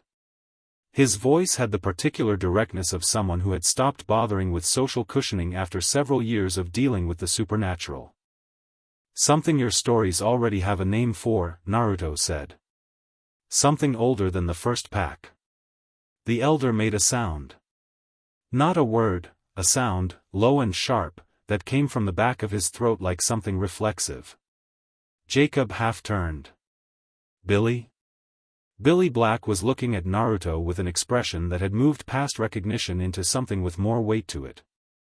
His eyes were bright and still. He said, in the quiet deliberate way of someone making sure each word lands correctly, the old stories talk about a spirit that walked the land before the first Quilut transformed. Before the wolves, before the cold ones. A fire spirit. He paused. My grandfather's grandfather's grandfather said his people knew when it was near because the salmon ran deeper and the trees grew faster and everything in the forest went still and listened. He looked at Naruto. He called it the golden fox. Jacob looked at his father. Then he looked at Naruto. Then back at his father. You're saying, I'm saying what the stories say, Billy said simply. Naruto walked forward 3 steps, which brought him within arm's reach of Jacob Black, who was 4 inches taller and considerably broader and who was a werewolf with the strength of something that shouldn't exist, and who found that none of this made any material difference to the way Naruto's presence felt up close, which was not threatening, not dominant in any way he could have articulated as aggression. It was the way the ground feels when you stand near a cliff's edge. Not dangerous. Immense. Your people protected this land for generations, Naruto said to Jacob, and he said it the way you say something true that deserves to be said out loud. The pact with the Cold Ones was never the point. The protection was the point. He looked at him steadily. I know what it costs. The choice that was made, over and over, by the people who became what you are. What it took from each generation. What it keeps taking. Jacob's expression had lost some of its hard edge. Not all of it. Jacob Black had not survived everything he'd survived by abandoning his edge, but enough that the face underneath was visible, which was younger and more tired and more weighted than the alpha posture usually let through. You know our history. I'm old enough to have been there for parts of it. A beat. Not in forks. But the pattern I've seen play out 100 times. Spirit warriors shaped by something ancient, defending something that matters, paying the cost of it in years and relationships and ordinary life. His voice was even, direct, without pity. I respect what you are. I want to be clear about that from the beginning. The three wolves in the undergrowth had come forward. Not aggressively, they'd simply drifted up to the edge of the clearing the way animals drift toward something interesting, with the specific quality of cautious attention. They were large, all of them, the size of horses done wrong, with intelligent dark eyes that were doing a very unwolf-like level of processing. One of them, a dark gray wolf, slightly smaller than the others, with a quality of focused alertness that stood out even in a group of werewolves, stepped fully into the clearing and then, without warning, sat down. Not lay down. Saturday. Like a dog sits, deliberately, in the unmistakable body language of voluntary subordination. Jacob turned sharply. Leah, the gray wolf, Leah, looked at Jacob with an expression that, even translated through a wolf face, was clearly I don't want to hear it. Then she looked at Naruto, and the look held something complicated, not the blind instinctive deference that had moved through the Cullen women like a current, but something more considered. More chosen. The deference of someone who has spent years fighting against every form of submission and is now, with full awareness, setting that down in front of something that has earned it. Naruto looked at her. His expression was very still, very careful. You can shift back, he said. If you want to have this conversation as yourself. A long pause. Then the wolf shuddered and compressed and Leah Clearwater stood in the clearing in shorts and a tank top that were slightly inadequate for October, arms crossed, jaw set, looking at Naruto with the expression she wore when she was doing something uncomfortable and refusing to let anyone see that it was uncomfortable. I felt you arrive Saturday morning, she said. Her voice was flat and direct in a way that reminded Naruto, briefly and sharply, of someone else he'd known once. It was like, something unlocking. Something I didn't know was locked. What was it? I don't know yet. She held his gaze. I figured I should tell you anyway. I appreciate that. He meant it, simply and completely, without elaboration. She looked slightly discomfited by the straightforwardness of it, which told him something about how often she received things without conditions attached. Jacob had been watching this exchange with the expression of an alpha processing something outside his operational parameters. He was not, to his considerable credit, threatened by it, or rather, whatever threat response the situation was triggering was being overridden by something more considered. What do you want? He asked Naruto. From La Push. From us. Nothing, right now, Naruto said. Later, maybe, information, cooperation, the understanding that what I'm doing in this region is not working against your people's interests. But right now, I just wanted to meet you. To see what you are for myself. He paused. And to tell you something. What? Naruto looked at Jacob, and then at Leah, and then at Billy in his chair, and then at the two flank wolves who were standing very still and very attentive, and he said, "Your nature, what the first warriors chose, what you carry, it's not a curse. I know it's been described that way. I know the cost of it has made it feel like one." He spoke without theatrics, without any of the tone of someone delivering wisdom, just saying a thing clearly. But what they called down was not a punishment. It was an answer to a question this land asked. You are the answer to this specific place needing protection. That's not a burden. That's a calling, and there's a difference. Billy made the sound again, the low reflexive one. He was gripping the armrests of his wheelchair. Leah said nothing, but her arms uncrossed, slowly, without her appearing to notice. Jacob stood in the clearing for a long moment looking at Naruto with the expression of someone hearing something they have been half expecting to hear for years, something that had been forming itself from fragments of overheard council stories and wolf-pack dream-sharing and the specific persistent feeling that the full picture of what they were had never been told to them correctly. "The treaty with the Cullens," he said finally. "Fragile," Naruto confirmed. "I told them the same. Not because either side wants it to break. Because there's external pressure on it that neither side has fully accounted for." He held Jacob's gaze. "The Volturi have been watching this region for 2 years. What they want here isn't just the Cullens. What do they want? They want to understand what you are," Naruto said. "The shapeshifters. The wolves. You represent something outside their taxonomy. Something they can't catalog or control, and Arrow is thorough. He doesn't leave things outside his catalog for long."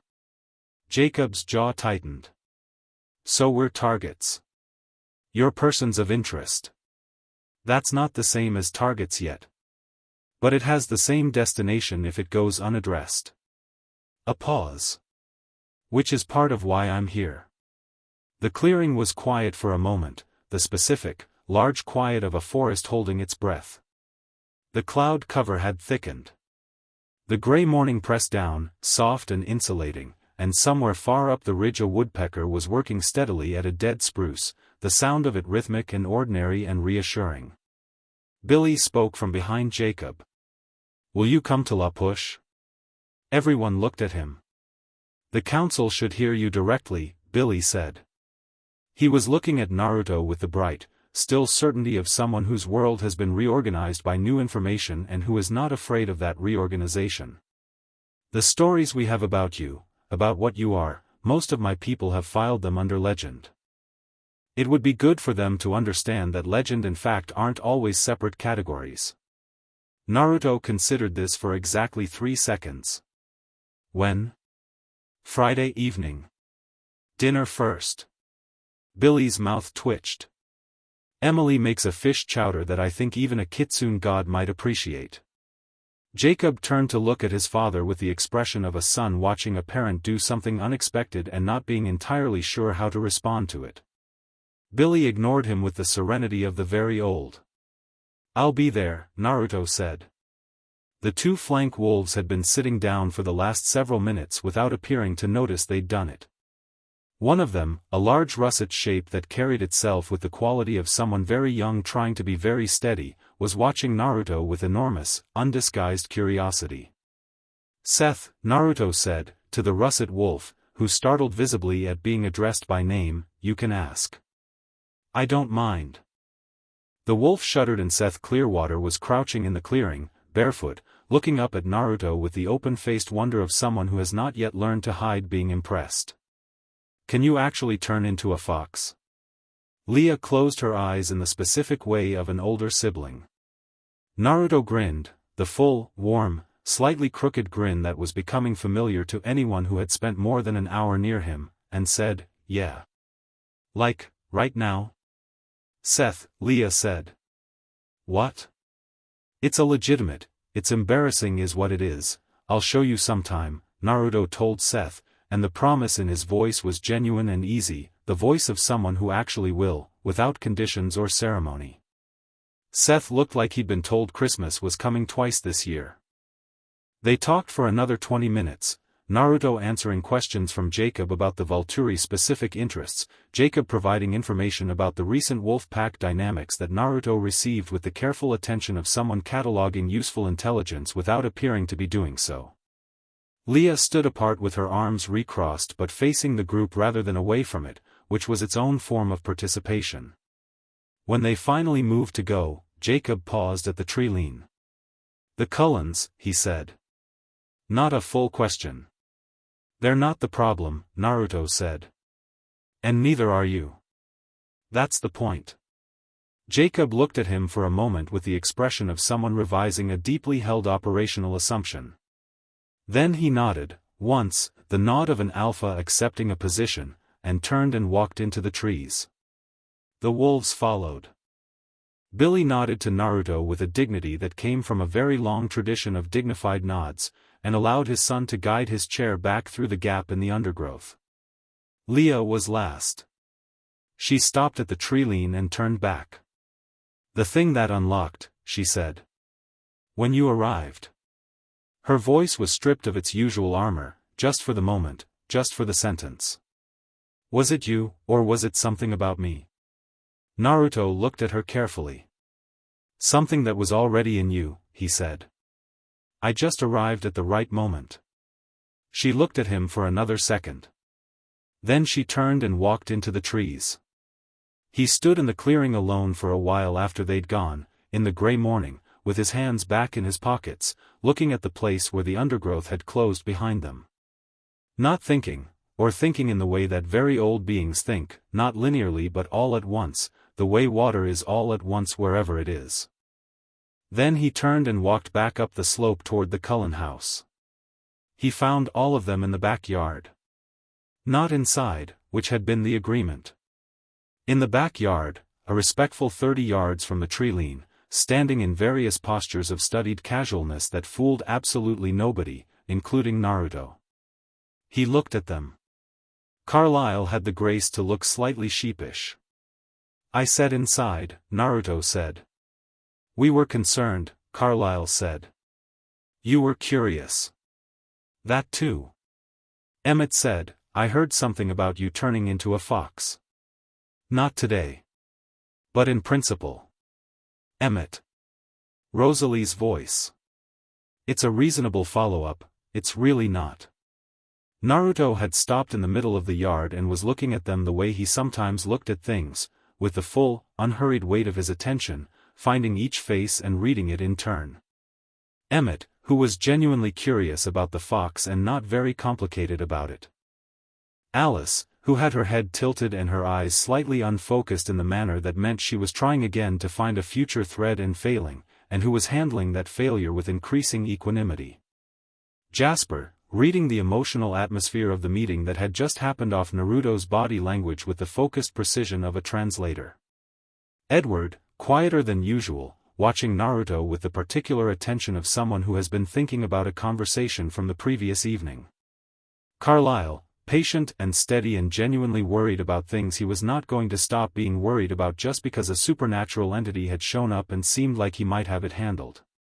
And Rosalie, standing slightly apart from the group the way she always stood, slightly apart, the default position of someone who has learned to leave herself an exit, with her arms not folded for once, hanging at her sides, with an expression that was guarded but present. Not shutting out. Just, careful. "How did it go?" Carlyle asked.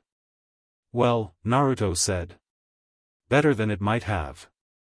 He paused. "Billy Black is sharper than he's given credit for. Jacob is better than he knows. Leah," he stopped briefly. "Leah is someone you should stop treating as a problem to manage." Edward raised an eyebrow. "She's capable," Naruto said. "Perceptive. Running at full capacity under conditions designed to make her feel like an outlier. She deserves better from both sides of the treaty than she's been getting." He said it without edge, just accurate and clear. Edward was quiet. He had the expression of someone being shown a perspective that had been right in front of them, which was an unusual experience for someone who heard every thought in the vicinity. "I'm going to La Push on Friday," Naruto said. The council wants to meet me. Of course they do, Alice murmured. You can come if you want. He looked around at them. Actually, not all of you. Carlyle. One or two others. If Jacob agrees, which I'll ask him. It might be useful for both sides to see each other in a context that isn't the boundary line or a crisis. Carlyle looked at Esme, who had appeared in the back doorway. The look they exchanged was brief and complete.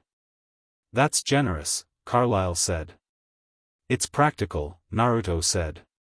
Generosity is adjacent. I'll come, Alice said immediately. Alice, Edward started. If I can't see what happens there, then I should be there so I can. She said this with the simple logic of someone who has thought it through. A blind spot I'm standing inside is better than a blind spot I'm looking at from outside. That's either very brave or very concerning, Jasper said. Those aren't mutually exclusive, she pointed out. Naruto was looking at Alice with an expression that was warm and slightly private, the expression of someone who has been developing a specific appreciation for a specific quality in a specific person. It's brave, he said. Alice looked back at him. There was something in her face, not quite the usual Alice brightness, something with more depth to it, something she was clearly working out in real time. She had not had anyone call her brave in a very long time in a way that she fully believed. She nodded, once, like something settling. They went inside. The morning moved toward afternoon and Naruto spent most of it in the library, the Cullen's extensive, floor-to-ceiling shelved library that occupied most of the East Wing's ground floor, reading with the focused attention of someone reviewing known material for new angles. He went through Carlyle's personal journals from the 1700s with the careful reverence of someone reading a primary source, and when Carlyle appeared in the doorway an hour later Naruto looked up and said, "You were in London in 1743. I was. There was a concentration of activity in the East End that year. Unusual deaths." He held up the journal. "You noted it and moved on. Did you ever figure out what it was?" Carlyle came into the library and sat in the reading chair across from Naruto with the expression of someone being transported back to a specific anxiety he'd largely shelved. "No. I assumed another vampire." "Different," Naruto said. There was a boundary dispute in the spirit world that was bleeding through to the physical. Nothing that would have looked like anything you'd have had a framework for in 1743. He set the journal down. It resolved on its own 6 months later. Carlyle looked at him. "You were there." It wasn't quite a question. Naruto neither confirmed nor denied it, which was its own kind of confirmation. "London in the 1700s was interesting," he said neutrally. "The coffee houses were genuinely good." Carlyle sat back in his chair and looked at the ceiling briefly. "How long have you been," he searched for the word, "active? Moving through the world?" "Longer than your kind has existed," Naruto said simply. "Long enough that I've watched your people's mythology develop from the ground up. The original stories about vampires, in Eastern Europe, in the Mesopotamian texts, they're not all wrong, but they're missing the context of what you actually are." He paused. "You're not what the stories say you are. The stories were made by people who were frightened. Fear doesn't make good natural history. What do you think we are?" Carlyle asked quietly. Not defensively, with genuine, careful curiosity. Naruto looked at him for a long moment. "An adaptation," he said at last. "Something the world developed to fill a specific function, the same way the wolves developed to fill theirs. What that function is," he paused. "I have a theory. But theories deserve better than quick answers. Can I tell you another time?" "Yes," Carlyle said. And then, because he was Carlyle and this was simply his nature, "Will you stay for dinner again?" "I'd like that," Naruto said. The afternoon went into evening. Rosalie appeared in the library doorway at one point, looked at Naruto sitting cross-legged on the reading room floor surrounded by Carlyle's open journals, and looked at Carlyle in the armchair reading something of his own, and the scene was, domestic was the wrong word. Settled. Like an arrangement that had been true for a long time, which was confusing given that it had been true for approximately 48 hours. She leaned against the doorframe. "The council at La Push," she said to Naruto. He looked up. "Yes? What are they going to want to know?" "What they always want to know. Whether I'm a threat. Whether the things I'm here to address will affect their people." He paused. "Whether the legend matches the reality." "Does it?" "Depends on the legend." He tilted his head. "Your kind has stories about mine too, you know. Different in every culture, but the thread is consistent. The fox that is not what it appears. The fire that does not burn. In my experience, things that are not what they appear are usually something worse than what they appear," Rosalie said. "In mine, they're usually something more," he said. A silence.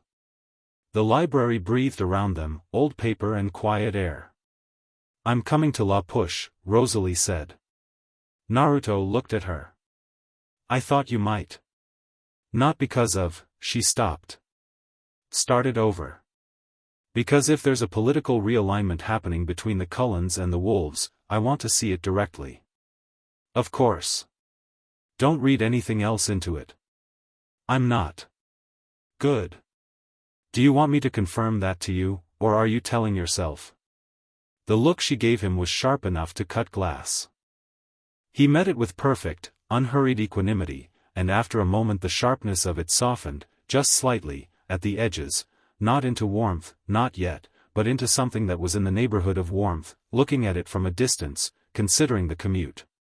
She pushed off the doorframe and left. Her footsteps went up the stairs. Carlyle was looking at his journal with the expression of a man who is absolutely not smiling. "She's been asking about your origins," Edward said, from outside the library door. He hadn't been visible but he also never really needed to be. "Since Monday." Quietly. "She looked up Kitsune mythology online for 3 hours yesterday evening." "Edward," Carlyle said mildly. "I'm just providing information." She'd disagree. "She's not here." Naruto turned a page of the journal he was reading. "She'll find the right sources eventually," he said. "The best accounts are in a collection of scrolls in a university library in Kyoto. They're catalogued under folk religion, second floor, east wing. There's an annotation in the margins of the third scroll that's more accurate than the main text." He paused. "In case it comes up." Edward stared at him from the doorway. "You want me to tell her that?" "I want you to mention it in the hearing of her general vicinity," Naruto said. "She can do what she likes with the information." Edward stared at him for another second. Then he made a noise that was, unmistakably, a laugh, brief and genuine, surprised out of him. He turned and walked away down the hallway, and a minute later, from upstairs, Rosalie's voice said, sharp and clear, "Edward, what did you just," and Edward's voice, still carrying the same surprised warmth, "Kyoto. University Library. Third scroll. You're welcome." A door closed. Then, after a pause, the sound of a laptop opening. Naruto looked at the journal in his hands, at Carlyle's precise handwriting describing a London winter in 1743, and his expression was quiet and warm and entirely at peace with the evening around him, the house settling, the rain starting again outside, the smell of something Esme was making in the kitchen, the sounds of a family that had been made rather than born conducting itself with the particular richness of chosen belonging. He sat in the library reading until the light outside was fully gone and the windows showed nothing but his own reflection and the glow of the reading lamp, and outside the fox sat on the porch railing in the rain with its tail curled around its feet, and the forest beyond the Cullen property was alive with the quiet, purposeful sounds of a night that knew something had shifted inside it, not broken, not disrupted, but reorganized, like furniture moved to show a room's better angles. Something was coming. Everyone in a 10-mile radius could feel it the way you feel a change in the barometric pressure, not yet, not tonight, but building. Naruto turned another page. He'd been through worse build-ups than this. He'd been through worse than anything this particular corner of the Pacific Northwest had in its entire accumulated history, and he was still here, still warm, still reading in the lamplight like the world was exactly as large and interesting as he'd always found it to be. Outside, the rain came down, and the fox on the railing swished its tail once, slowly, and watched the dark. Chapter 4, The Girl with the Pain Smile. Jane arrived on a Thursday. Not Friday, not the weekend, not at any time that would have suggested she'd planned around anyone else's schedule, because Jane did not plan around other people's schedules.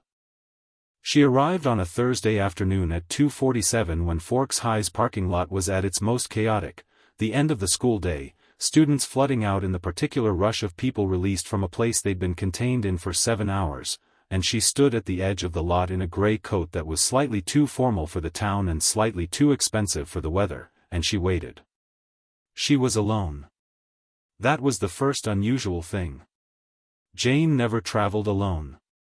Not because she couldn't, she was, by any practical measure, the most dangerous individual in any room she walked into, with the singular exception of the room she was currently approaching, but because the Volturi sent Jane as a symbol as much as an agent, and symbols required context. A single Jane was a message that hadn't been fully written yet. She looked young. She always looked young. The pale face, the dark eyes, the quality of stillness that wasn't a human stillness, she looked like a child playing at patience, which was the most dangerous thing about her because children playing at patience were not patient and Jane was.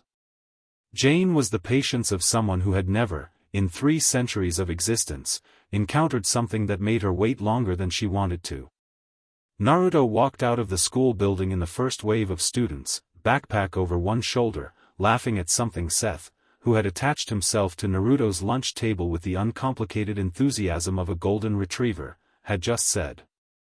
He said something back to Seth that made Seth laugh too, and they did the half handshake half wave of people who'd spent enough time together this week to have developed a shorthand, and then Seth headed for the bus line and Naruto turned toward the main lot.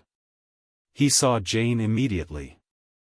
Not because she was obvious, she wasn't, to human eyes, just another pale teenager in expensive clothes, but because the moment his eyes found her, something in the air between them snapped taut and vibrated, the way a plucked string vibrates, 2 points recognizing each other across a distance. He changed his angle of approach without slowing and walked directly toward her. Jane watched him come. Her expression was the expression she always wore, the one that had been described by its survivors as the pain smile, not cruel exactly, but carrying the specific quality of a person who had learned very early that they had something everyone else lacked, and that this thing could be used, and had organized their entire existence around that fact. Pleasant surface. Absolute zero underneath. Naruto stopped in front of her. They looked at each other. "Naruto Uzumaki," she said. Her voice was light and clear and gave nothing away. "Jane," he said. A pause. She had expected him to include her title, her affiliation, some acknowledgement of the hierarchy she represented. He hadn't. This was noted. "You know who I am." "I know who everyone is," he said, without self-importance. "Just fact. You've come a long way. Volterra to Forks isn't so far for us. For you specifically, no." He looked at her with the same quality of attention he gave everyone, full, unhurried, reading not surface but depth, and something moved across her face for a fraction of a second.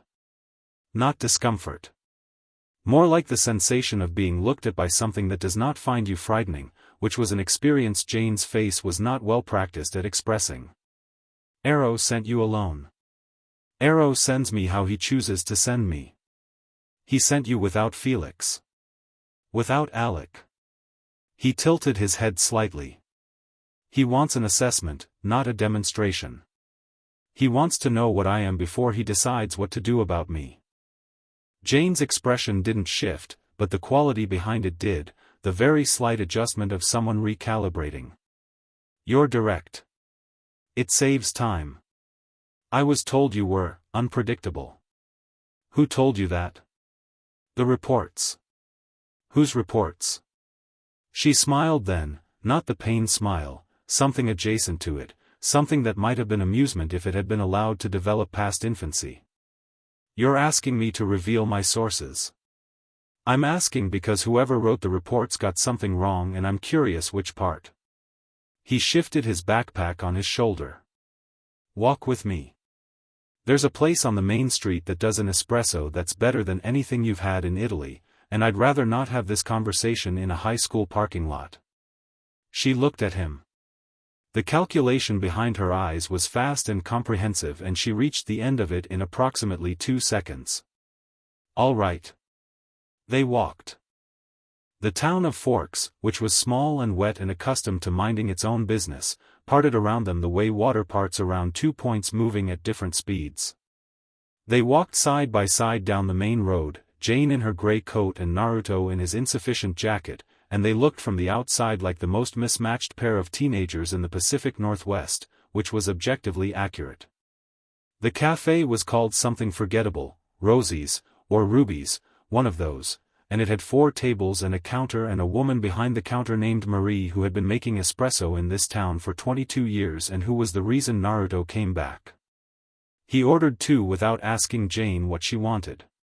She sat across from him at the corner table and waited. Marie set the cups down and went back behind her counter and very purposefully found something to do at the far end of it. How long have you been in Forks? Jane asked. Almost a week. Arrow became aware of you on Saturday morning. I know. He describes the sensation as, she paused, choosing words with the precision of someone who knows Arrow well enough to translate him accurately.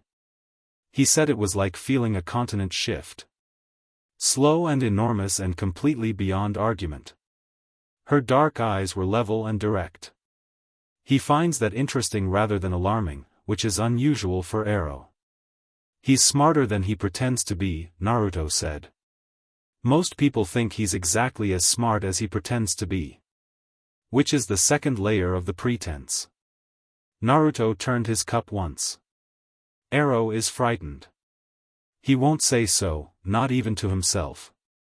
But the reason he sent you alone, without Alec, without a guard, is because sending force against something you can't measure is the fastest way to look foolish. He looked at Jane. He wants a conversation first. He wants to know if I'm something he can negotiate with. Jane was quiet for a moment. Outside, a delivery truck went past, and the sound of it was large and ordinary and very Forks. Are you? I'm having a conversation right now. That's not what I asked. No, Naruto agreed. He picked up his cup. What is it like, carrying what you carry? The shift was abrupt enough that she blinked, a real blink, the involuntary kind. I'm not here to answer questions about myself. You're here to assess me. He looked at her over the rim of his cup. Assessing someone goes both ways if you're doing it honestly. I'm offering you honesty. A pause. When's the last time someone did that? The cafe was quiet. Marie was very busy at the far end of the counter. Jane sat with her espresso cup in front of her untouched and looked at Naruto with an expression that was working hard at being neutral and was not entirely succeeding.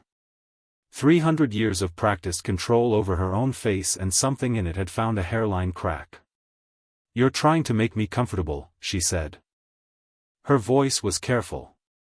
I'm trying to have an actual conversation, he said. There's a difference. He set his cup down. You've been used as a weapon since before your human life ended. Taken young and shaped for a specific purpose and told that the purpose was privilege. His voice was even, not gentle, not harsh, just clear, the way clear water is clear. Arrow values you the way someone values a fine blade. Effectively. Without warmth. And that has been the central fact of your existence for 3 centuries. Jane was very still. I'm not saying this to destabilize you, he continued. I'm saying it because I've been watching people shape other people into weapons for longer than your coven has existed, and I have never once seen it not cost the person being shaped something that mattered. He held her gaze. What did it cost you, Jane? The silence was long and particular and full of something that Jane's face didn't usually allow through. Then she did the unexpected thing. She laughed. It was not a sound she made often.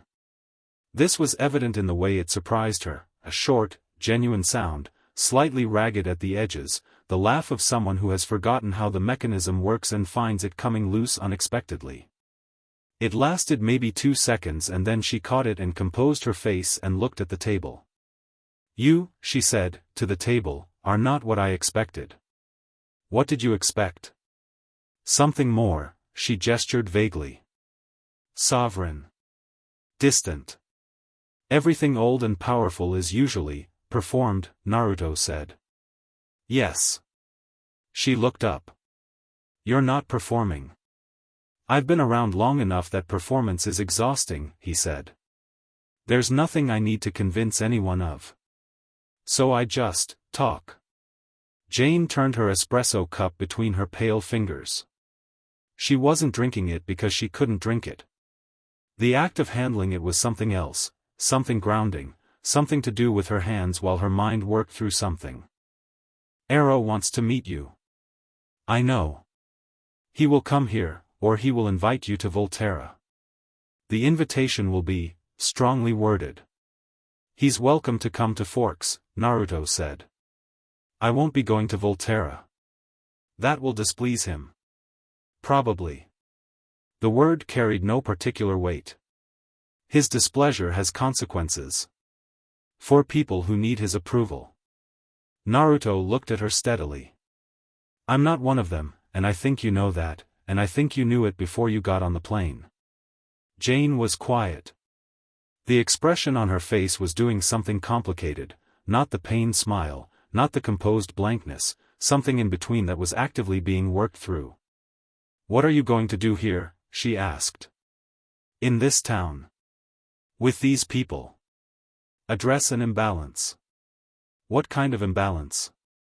The kind that, if left alone, becomes the kind of crisis your master would then feel he needed to involve himself in, Naruto said. I'm addressing it preemptively. Which means less mess for everyone, including the Volturi. He paused. That should be useful information for your report. She looked at him. Her head tilted very slightly, the gesture of someone recalibrating again. You want me to tell Arrow that you're managing the situation. I want you to tell Arrow the truth, which is that the situation in Forks is being handled by something capable of handling it and that sending the Volturi here as a corrective force would be unnecessary. He held her gaze. Unnecessary and inadvisable. The last 2 words were not louder or sharper than the rest of the sentence. They didn't need to be. They landed with the specific weight of understatement, which is heavier than emphasis. Jane looked at him for a long moment. Then, carefully, she said, You're not frightened of Arrow. No. You're not frightened of the Volturi. No. You're not frightened of, she stopped. Looked at her hands. Anything. I didn't say that, Naruto said, and his voice had changed, just slightly, something in it that was very old and very honest. I've been frightened. I've lost things. I've been broken in ways that took a long time to put back together. He looked at the table, briefly, and the quality of that glance was a window, narrow, brief, but real. What I'm not is frightened of the things people use as levers. Power. Authority. Pain. He looked back up at her. Those only work if you need something from the person holding them. Jane was very still. What do you need? She asked. Her voice was quiet, stripped of its usual professional precision, and this was the most unguarded she had been, possibly in longer than she would have admitted. Right now? He looked around the cafe, at the steam coming from Marie's machine, at the gray light through the window, at the town of Forks conducting its ordinary afternoon outside. A second espresso and a conversation that's going somewhere honest. He turned back to Jane. Same as everyone. Marie appeared with a second espresso without being asked, set it down with the calm of someone who has decided not to process what she's witnessing, and disappeared again. Naruto wrapped his hands around it.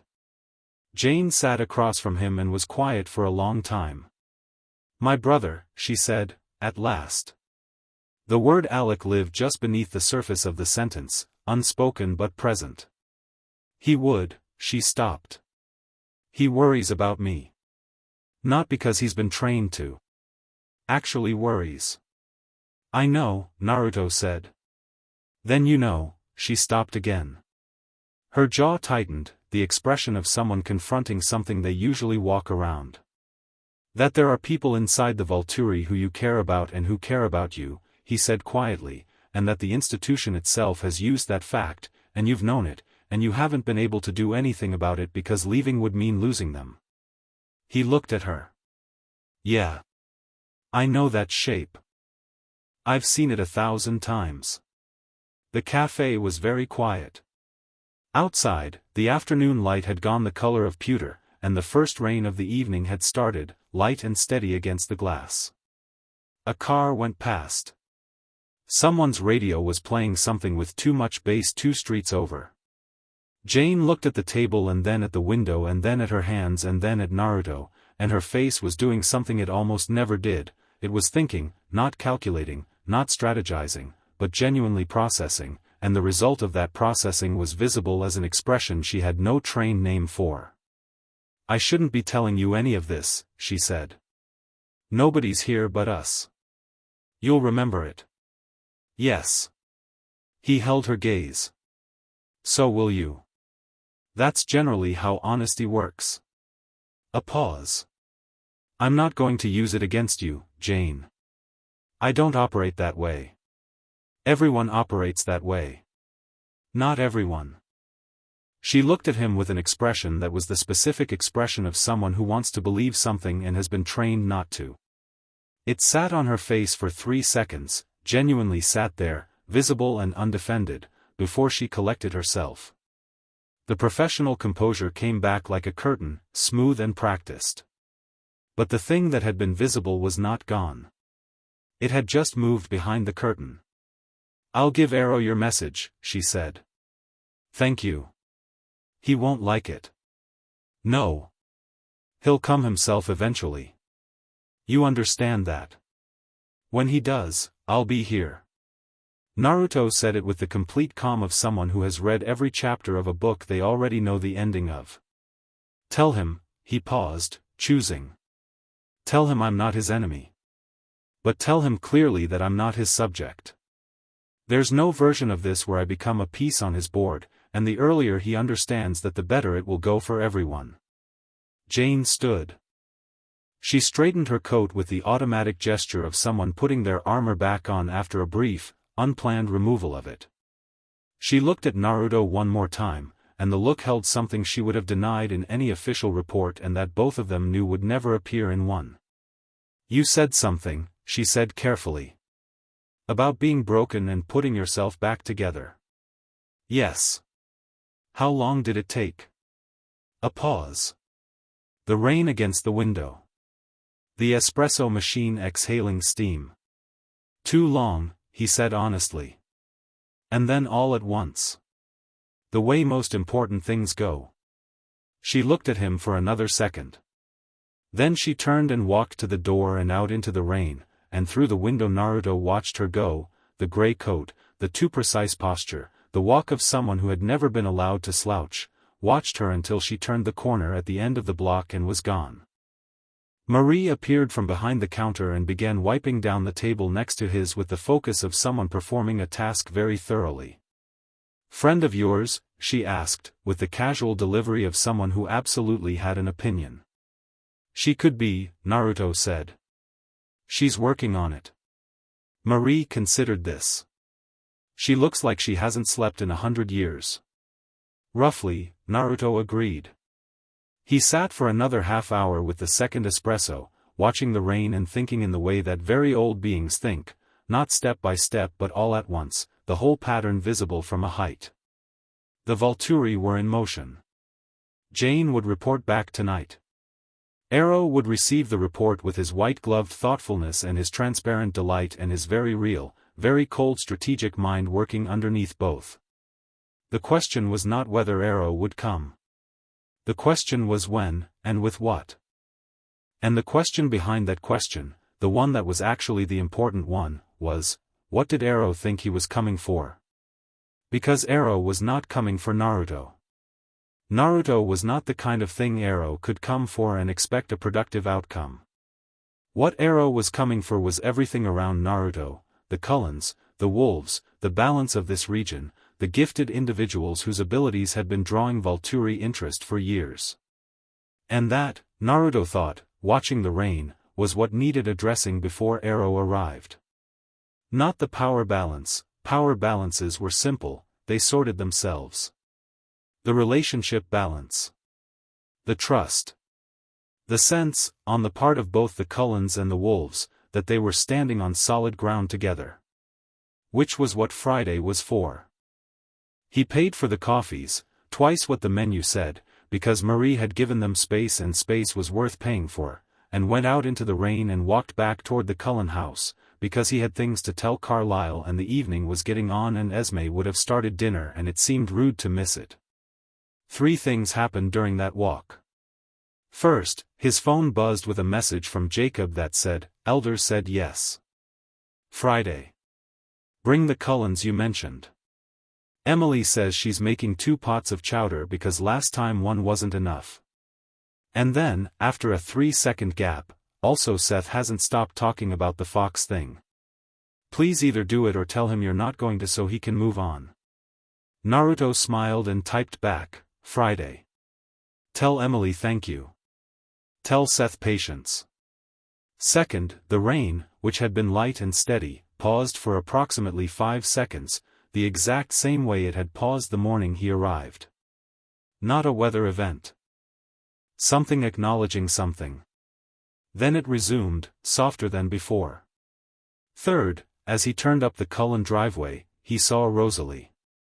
She was sitting on the front steps in the rain. Not standing, not pacing, sitting, with her elbows on her knees and her hair dark with water and her eyes looking at something in the middle distance that had nothing to do with the driveway. She had been outside long enough that the rain had thoroughly committed to her. He stopped at the bottom of the steps and looked up at her. She looked back down at him without moving. "You don't get cold," he said. Observation, not question. "No. But you came out here anyway." "Yes." "Okay." He sat down on the step below hers and looked out at the driveway, in the rain, in the same direction she'd been looking. Which was at nothing specific. Just out. For a while neither of them said anything, and the rain came down around them, and the forest beyond the property moved in the small wind that ran ahead of evening. "The Volturi girl was here," Rosalie said. Not a question. "Jane." "Yes." "Edward said he saw her in town." "Saw her walk into the cafe with you." "He was watching."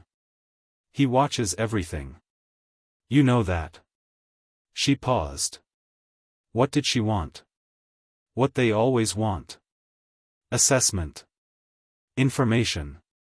He turned his cup, still carrying the empty espresso cup, he realized, and set it down on the step. She's more complicated than her reputation. Rosalie was quiet for a moment. Everyone who comes from the Volturi is more complicated than their reputation. The reputation is the point. Complicated people in uncomplicated roles. She said this with the flatness of direct experience, and he glanced up at her. "You've dealt with them before." "We all have." Her jaw tightened, briefly. "They sent someone to evaluate me once. Years after I was turned. Someone to see if I was a liability. And I was exactly as formidable and completely human diet compliant as Carlisle had promised." Her voice was even.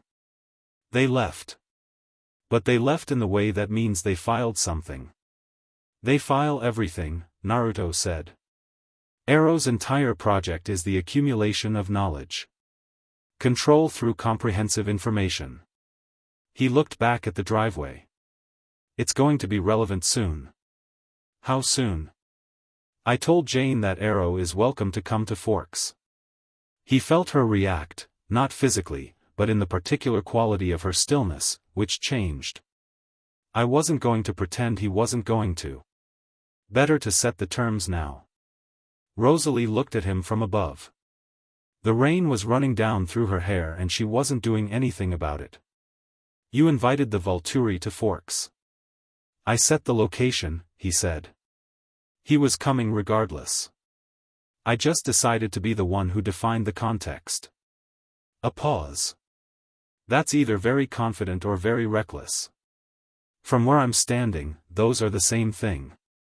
She looked at him for a moment. Then, unexpectedly, the corner of her mouth moved, not a smile, or not just a smile. More like something loosening that had been held in place for a long time. I looked up the Kyoto scrolls. He said nothing, waited. The third one. She was looking at the driveway again. The margin annotation.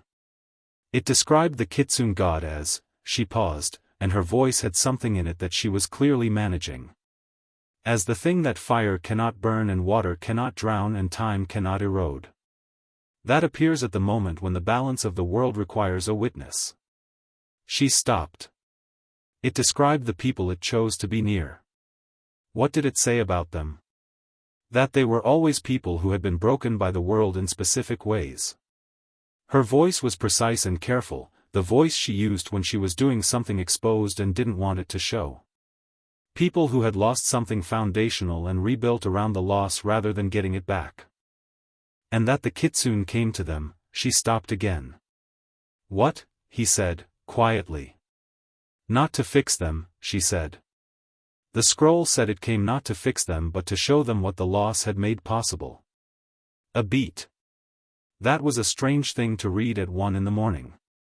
He looked up at her.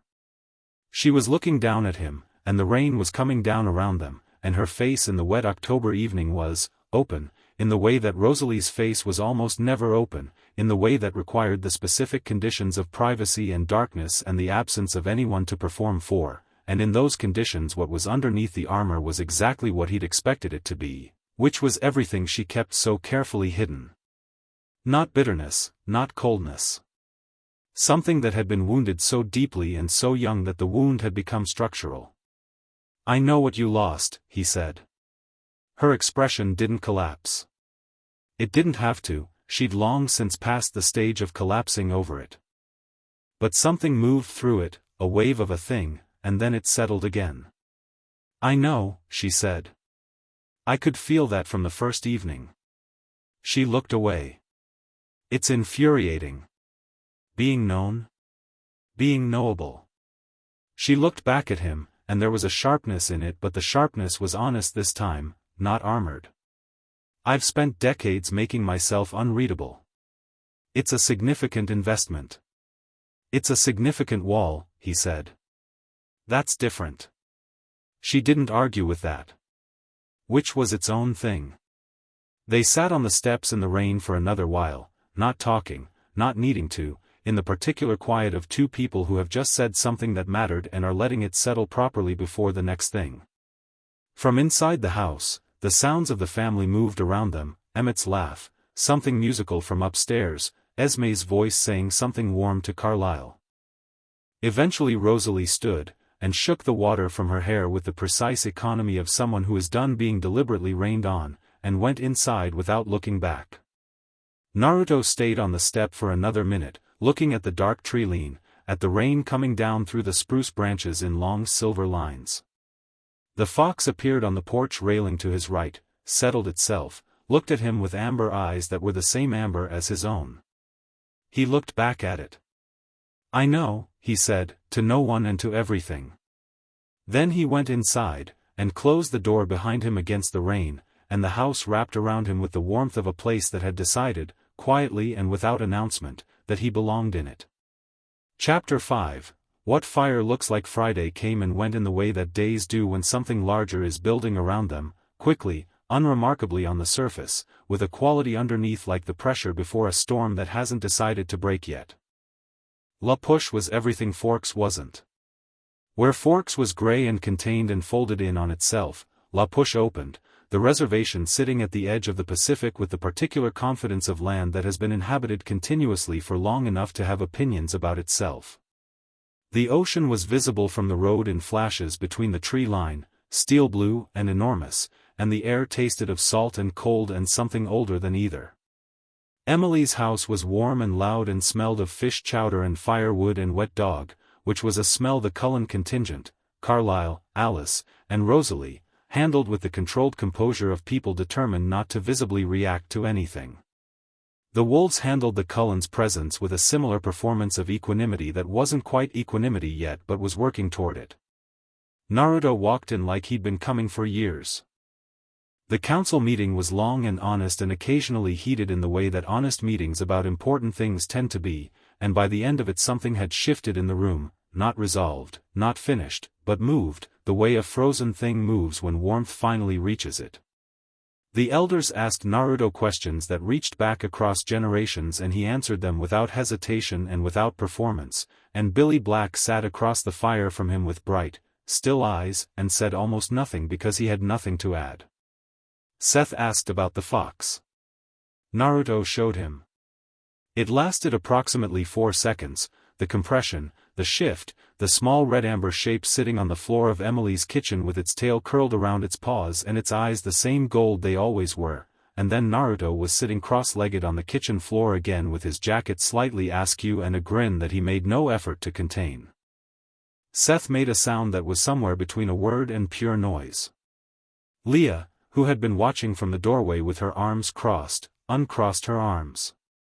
Rosalie, who had also been watching from somewhat further back, stood very still for a moment and then looked at the middle distance with the expression of someone internally recalibrating something significant. Alice said, "Can you do it for longer?" "Yes," Naruto said. "Will you?" "Not tonight.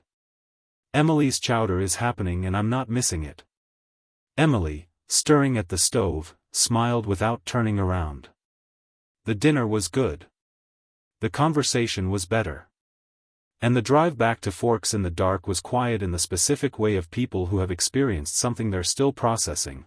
Carlyle focused on the road, Alice with her feet pulled up and her chin on her knees, Rosalie in the back looking out at the black tree line with her fingers pressed lightly against the glass. None of them said anything about what had shifted. All of them felt it. That was Friday. Saturday morning arrived with the specific quality of wrongness that Naruto had been expecting since Thursday's cafe meeting, the way you expect a sound after you see lightning. He was at the kitchen island in the Cullen house, he had essentially stopped going home except to sleep, and even that was becoming irregular, when it hit him. Not a vision, not a message. A pressure change in the world's fabric, directional and unmistakable, like a barometric drop felt in the chest rather than the ears. He set down his tea. "Company," he said. Carlyle appeared in the kitchen doorway in 3 seconds. "How many?" Naruto was already standing, already calibrating, feeling outward along the threads of what he could sense, counting shapes, reading intention. His expression had shifted. Not alarmed. Not excited. Focused, in the way a fire focuses when a wind hits it and it becomes something more organized and more serious than it was a moment before. 9. Felix and Dimitri are with her. 6 guards. He looked at Carlyle. Jane came back. Jane, Carlyle stopped, reading Naruto's tone. This is different from Thursday. Thursday was an assessment. Naruto moved toward the back door. This is a demonstration. He paused with his hand on the door. The demonstration is not for me. It's for you, for your family. She wants to show you that the Volturi's interest in this region has teeth. It's a message. He looked back at Carlyle. Don't intervene. Whatever you see, don't intervene until I tell you it's time. Naruto, Carlyle. Not loud. Just absolute. The voice of something that has been certain about things for longer than certainty has existed as a concept. Trust me. A pause. Carlyle looked at him, at the amber eyes that were burning slightly brighter than they usually burned, at the quality in his face that was not aggression but was something further along the same spectrum, something that lived past aggression in the territory where aggression becomes unnecessary. He nodded. "Everyone inside," he said, turning into the house. "Stay inside." The family appeared with the rapid, coordinated quiet of people who had been listening. Emmett came down the stairs fast. Jasper was already in the hallway. Edward came from the library, and his expression told Naruto that he'd been hearing the approaching mines for the last several minutes and didn't like what he'd found there. Alice was at the top of the stairs, perfectly still, with her eyes open and blank, staring into her blind spot, which was large and golden and shaped like what was about to happen. Rosalie was at the window. Inside, Naruto said to her, specifically, because she was the one most likely not to, and her jaw tightened and she looked at him and then at the window and then, with visible effort, the effort of someone removing their hand from something they want to hold on to, stepped back from the glass. He went out. The morning was cold and clear, which was unusual for Forks in October. The cloud cover had thinned overnight and the sky was the pale clean blue of early autumn mornings before the day decides what it's going to be. The Cullen property stretched out in front of him, the neat grass giving way to the wild beginning of the forest, and from the forest edge, 9 shapes were emerging. Jane was in the center. She looked different from Thursday. Thursday she had been calibrated, careful, inquisitive, the intelligence in her face running a controlled program. Now she was performing, which was different, which was the shift between the person and the weapon. The pain smile was fully present, not as a crack in neutrality but as an announcement. She was dressed in the Volturi's dark formal wear rather than the gray coat, which was itself a statement. She was here officially, not personally. Felix and Dimitri flanked her, which said everything about the register of this visit. Felix was enormous and easy in the way that things with nothing to prove are easy. Dimitri moved like radar, like something whose primary function was location, and the fact that his gift was tracking meant that the 6 guards behind them were not here because they'd needed guides but because 6 guards is a number that communicates intent. They stopped at the edge of the lawn. Jane looked across the open grass at Naruto, who had stopped in the middle of it, equidistant between the tree line and the house. The morning light hit him from the east, and in it his hair was the color of fire and his eyes were the color of fire and he stood in the way he always stood, which was like something that grew from the ground rather than stood on it. "You didn't make an appointment," he said. "The Volturi don't make appointments," Jane said. "Fair enough." He put his hands in his pockets. "What are you here to demonstrate?" The pained smile widened by a fraction. "We heard you had a conversation with the local shapeshifters this week. And with the Cullen Coven." Her voice was light, carrying across the morning with absolute clarity. "We want to make sure everyone has a clear picture of the current hierarchy. The hierarchy being. The Volturi oversee all things." She said it simply, the way you say something established rather than something arguable.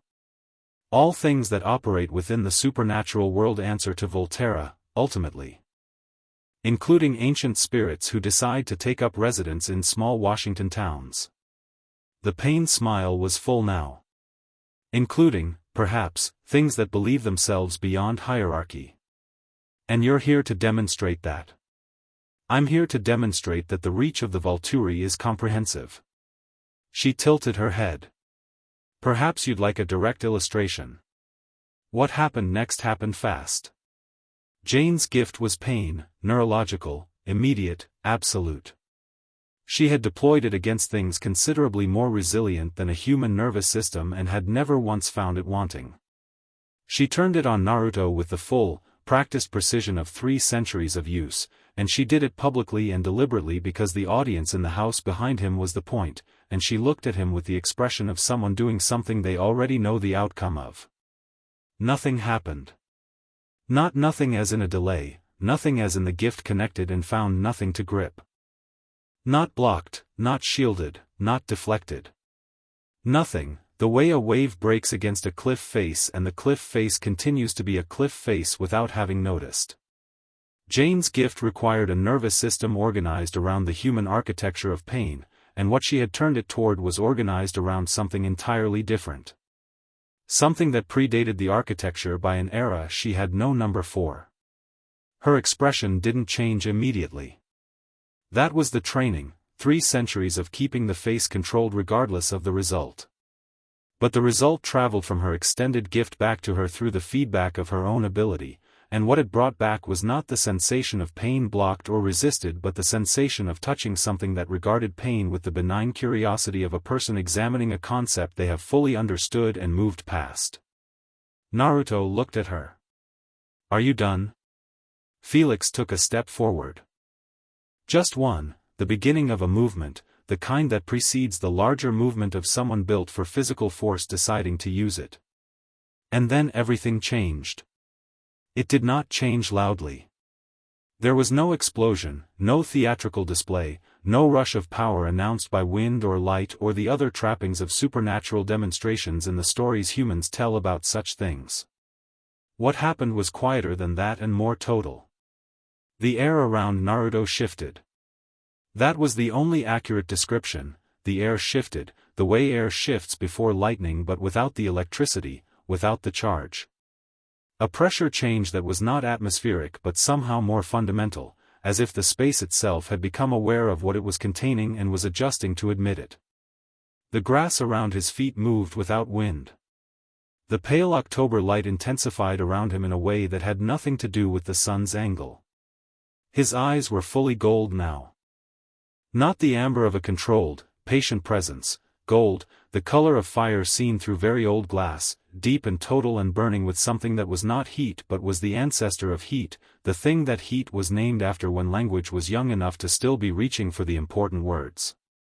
And behind the gold, very briefly, visible to anyone with the eyes to see it, 9 tails. Not solid. Not crude. The suggestion of them, vast and luminous, extending behind him like light through a prism, each one a different frequency of the same enormous fire. They lasted maybe 3 seconds, just long enough for every supernatural being on the lawn to register them fully, and then they were gone, folded back into the young man standing in the October morning with his hands in his jacket pockets. Felix had stopped moving. The 6 guards had gone very still in the way that things go still when a survival instinct older than thought takes over. Not the stillness of discipline, the stillness of organisms recognizing something at the level of biology. Dimitri was looking at Naruto with the expression of someone whose tracking gift had just made contact with its target at full range and come back with a number so large it had no referent.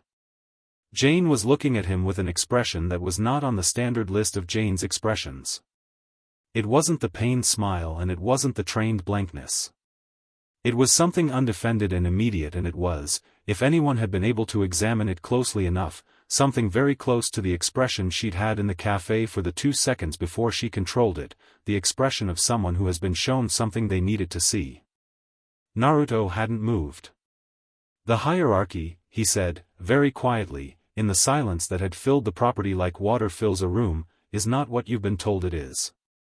Not because the Volturi aren't powerful. They are. Not because Arrow isn't intelligent. He is. But power that is built by accumulation, by collection, by the careful assembly of other beings' gifts," he paused. "That is not the same kind of power as what you just felt.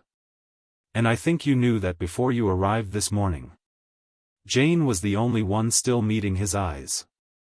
The guards were looking at various points that were not his face. Felix had developed a sudden interest in the Trilene. Dimitri had gone very neutral in the specific way of someone whose gift is showing them something he isn't ready to process. "I'm not going to hurt anyone here," Naruto continued, in the same level, unhurried voice. "I didn't hurt anyone the last time I felt like I had to show what I am, and that was considerably less pleasant a situation than this one." He looked at Jane directly. "I told you Thursday that I'm not Arrow's enemy. That's still true." But I need you to understand, to actually understand, not report that you understand, what it means when I say that the pressure on this region needs to stop." Jane said nothing for a moment. Her hands were at her sides, not clasped, not fisted, open, which was unusual for Jane and meant something about the state of her internal architecture right now. "Arrow won't accept that," she said. Her voice was smaller than it usually was and she didn't seem entirely aware of it.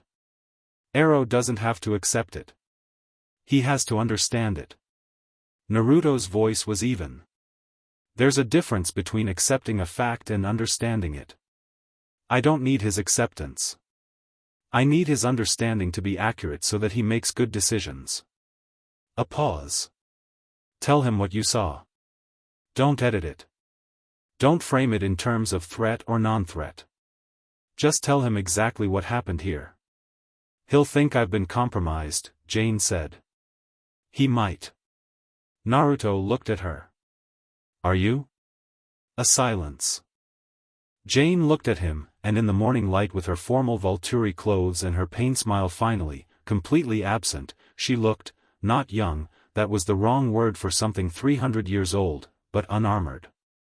The architecture of what she was stripped back to something more essential. "I don't know," she said honestly. "That's a better answer than the one you usually give," he said. Behind Naruto, the back door of the Cullen house opened. He didn't turn, but he registered Emmett first, because Emmett moved through space with the subtlety of a weather event, and then Jasper, and then the particular quality of attention that meant Edward was behind them. And behind Edward, the lighter quicker step of Alice. And then, behind Alice, measured, deliberate, announcing itself through pure intention rather than sound, Rosalie. He still didn't turn. But something in his posture changed fractionally, the way a center of gravity shifts. "My family is behind me," he said to Jane, and the word "my" landed in a very specific register that was not possessive but was something close, the word of someone standing in front of something they have decided to stand in front of. "And they're going to stay behind me, and nothing that happened this morning is going to touch them." He held Jane's eyes. "Take that back to Volterra too." Felix spoke for the first time. His voice was carefully neutral, which cost him something given his usual register. "We're not here to move against the Cullen Coven." "I know," Naruto said. "You came to remind them that you could." "Same thing." Felix had no answer to this because it was accurate. "Go home," Naruto said. Not harshly, with the specific weight of something that has decided. "Take your report.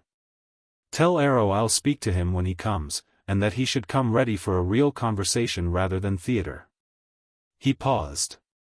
"And tell him to leave the guard at home. What he wants to talk about doesn't require an audience." Another long silence. The morning was very clear and the light was the color of pale fire, and somewhere in the forest a hawk was calling with the repetitive, carrying sound of something staking its claim on altitude.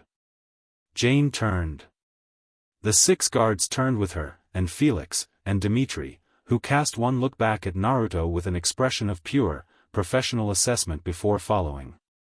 They moved back into the tree lane with the particular efficiency of the Volturi's trained personnel, and in 30 seconds the lawn was empty again. Naruto stood in the center of it for a moment alone, looking at the tree lane, and then he turned. The family had gathered at the edge of the lawn. All of them. Emmett with his arms slightly out from his sides, the posture of someone who had been very ready to do something physical and was now standing down from that readiness by stages. Jasper with the focused, inward look of someone cataloging the emotional residue of what just happened. Edward with his eyes on the tree lane and then on Naruto and then on the tree lane again, running some kind of internal calculation. Alice with her arms wrapped around herself, looking at Naruto with an expression of enormous, complicated relief. Carlyle in the doorway, with an expression that was very still and very careful, the expression of a man who has just witnessed something that has revised several of his foundational assumptions and is treating that revision with the seriousness it deserves. Esme behind Carlyle with her hand on his arm.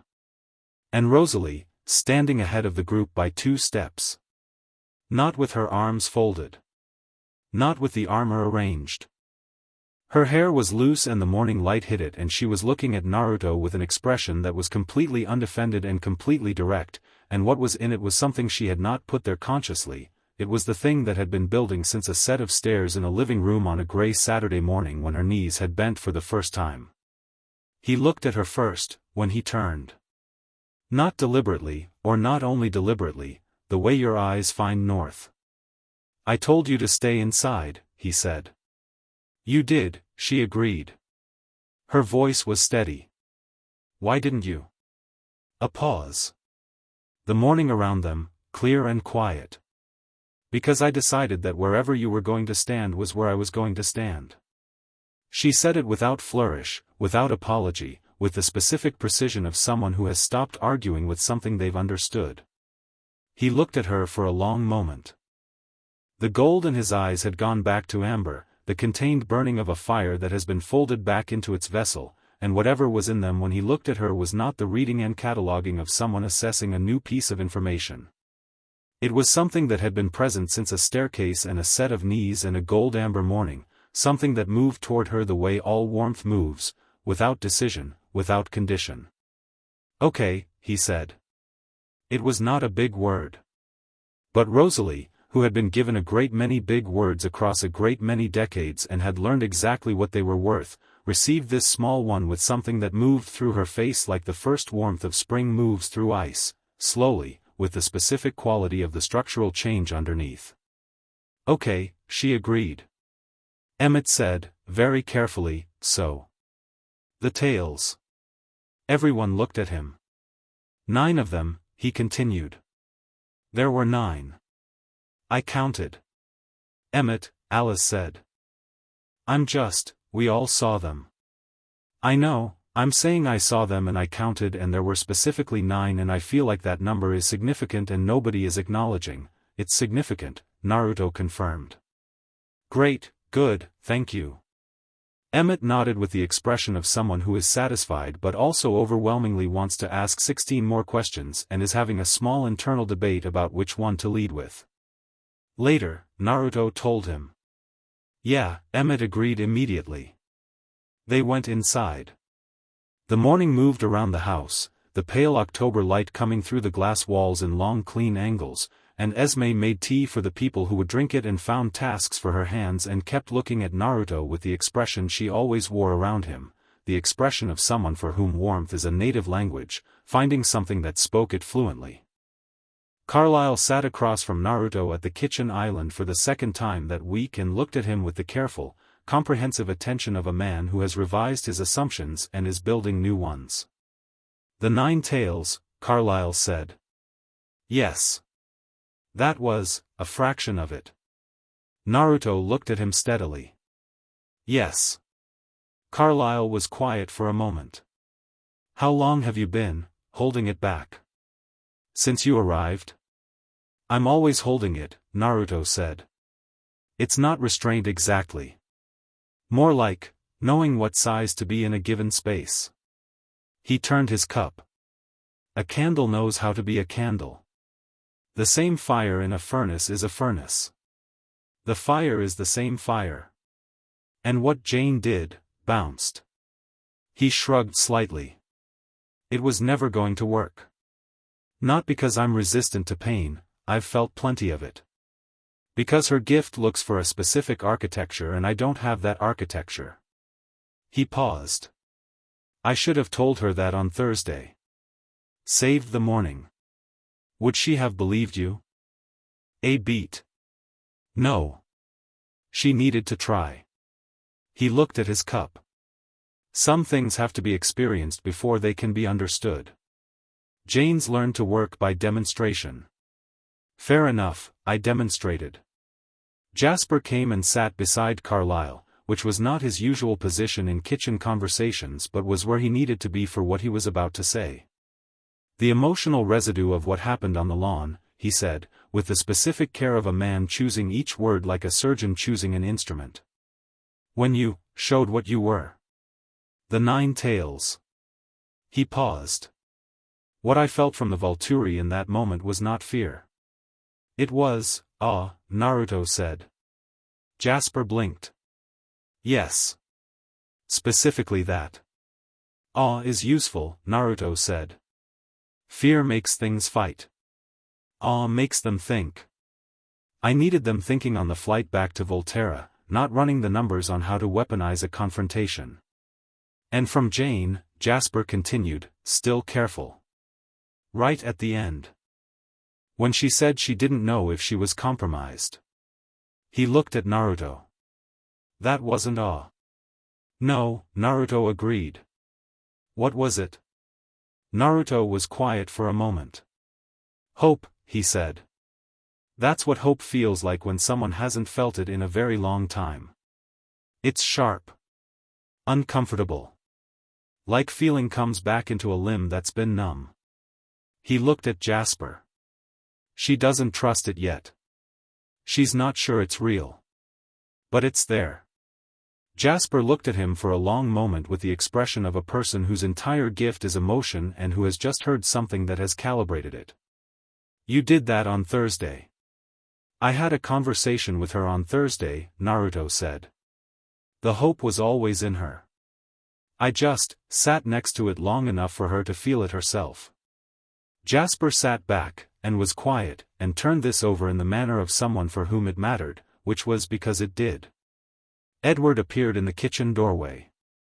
He'd been in and out since they came inside, running thoughts, Naruto suspected, in the way Edward ran thoughts, by movement. Demetri's gift, he said. What about it? When you showed, when the 9 tails were visible. His gift tracks everything. It locks onto a signature and doesn't let go.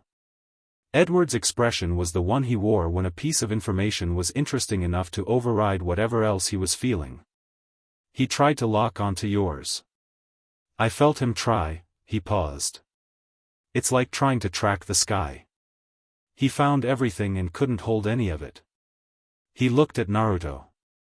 That means the Volturi can't find you, if you don't want to be found. They can't find me anyway, Naruto said mildly. I've been here since before their tracking gifts existed. Right. Edward leaned against the doorframe. Right. He said it twice with 2 different tones, the second one the tone of someone for whom something very large has just fully landed. Arrow is going to realize that. Yes. When he does, we'll have the conversation, Naruto said. But that's not today. He looked at Edward, and what was in the look was the same thing he'd offered him on Tuesday evening in this same kitchen, the clean, pressureless space of someone who wasn't broadcasting anything at him. Quiet. Real. Today everyone needs to breathe. Edward looked at him for a moment. Something in his face, something that was usually wound tight with the weight of everyone else's constant noise, softened by a degree. He nodded. Turned, and went somewhere in the house. Alice drifted into the kitchen without quite arriving, the way Alice sometimes moved, and stood beside Naruto and said very quietly, I felt it for a second. He looked at her. The future? Yours. Just a second. When the 9 tails were out. She was looking at the kitchen counter, her voice careful and small. It was white. Completely white. Not blank, it was like looking directly at the sun. Too much light to see inside. She glanced at him. Is that what your future looks like? Always? What did it feel like? He asked. She thought about it. Like certainty, she said at last. The absolute, complete certainty that everything is going to be fine. She paused. I've never felt that from a future before. Even the best ones have uncertainty in them. Yours had none. He looked at her quietly. Everything is going to be fine, Alice. She looked back, and something in her expression did the thing that very rarely happened to Alice, it yielded. The brightness of it softened into something more internal, more real. She nodded once, with her whole self behind it. Okay, she said. The word moved through the kitchen, and it was not a small word, and it was not unheard. Later that afternoon, when the house had settled into its Saturday rhythms, Naruto went out to the backyard and sat in the grass in the thin October sunlight with his eyes closed and his face turned up. He was still, in the way he was very rarely still, completely, without the quality of attentiveness, without the quality of waiting. Just present. Just being what he was in the skin of an afternoon that was clear and cold and ordinary. He heard Rosalie come out 20 minutes later. Heard her cross the grass and stop a few feet from him, and then the soft sound of her sitting down in the grass nearby. He didn't open his eyes. They sat in the afternoon together without talking, in the thin pale warmth of a sun that was doing its October best, and the forest around the Cullen property was quiet and attentive and alive, and from somewhere up the ridge the hawk was still calling, and the world was, for the moment, exactly the size it needed to be. "What happens when Arrow comes?" Rosalie asked. "A conversation." "And if the conversation goes badly?" "It won't." She was quiet for a moment. "How do you know?" He opened his eyes and looked at the sky, the pale clean October blue of it, and something in his face was the deepest version of what he always was, not the warmth or the playfulness or the directness, but the thing underneath all of those, the thing that was older than everything and had survived longer than anything and was still, looking at the world with the specific quality of someone who finds it worth looking at. "Because I've been here before," he said. "Not here specifically. But this, the moment where what something is becomes undeniable and the things that have been pretending it isn't have to stop pretending." He paused. "Arrow is intelligent. When he actually looks at what's in front of him, he'll understand. He won't like it. But he'll understand. And if he doesn't?" Naruto looked at her. "Then I'll show him the tails again." The corner of his mouth moved. Felix looked like he needed to sit down for a minute. Rosalie looked at him with that expression that was becoming more itself, the one that lived underneath the armor, the one that had been finding its way to the surface incrementally since the first evening on the stairs. The almost smile. The thawing. The look of someone for whom the world has recently been reorganized in a direction she hadn't anticipated and is discovering, to her own surprise, that she doesn't mind. "He did," she said. "He's actually all right, Felix." Naruto looked back up at the sky. "He's a person doing a job. Most of them are. Most of them. Jane is more than that. Alec too. And Chelsea," he paused. "Chelsea is going to be the interesting one." Rosalie looked at him sharply. "Chelsea was in that group?" "She wasn't on the lawn this morning." He turned his head to look at Rosalie. "She didn't come because Arrow didn't want her here yet. Her gift is emotional bonds, she can sever them, reshape them, redirect them." He held Rosalie's eyes. "Arrow knows that her gift doesn't work on me. What he doesn't know yet is what else it might fail to work on." Rosalie looked at him, and it landed, the implication of it, the what else, the way it pointed directly at something neither of them had said yet with full directness. The color that couldn't come to her face came instead as something that moved through her eyes, quick and honest. "When Chelsea comes," Naruto continued, turning back to the sky as though he hadn't just said something that changed the shape of the afternoon, "it'll be because Arrow has decided to understand what he's dealing with by testing its edges. That's fine. Let him test. You're not worried?" "No." She sat with this for a moment. The sun moved behind a cloud and the yard went soft and gray and then the sun came back. "You're never worried," she said. Not as a criticism, as an observation, the observation of someone who has spent decades being worried enough for several people and is finding the alternative genuinely foreign. "I'm invested," he said. "That's different from worried." He paused.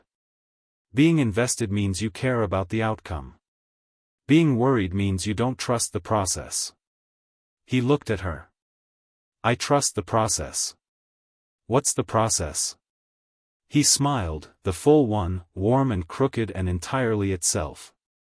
"Being here. Being honest. Letting things be as big as they are instead of trying to make them manageable." He looked at the sky. Most problems aren't actually solved. They're outgrown. You become something that the problem no longer fits.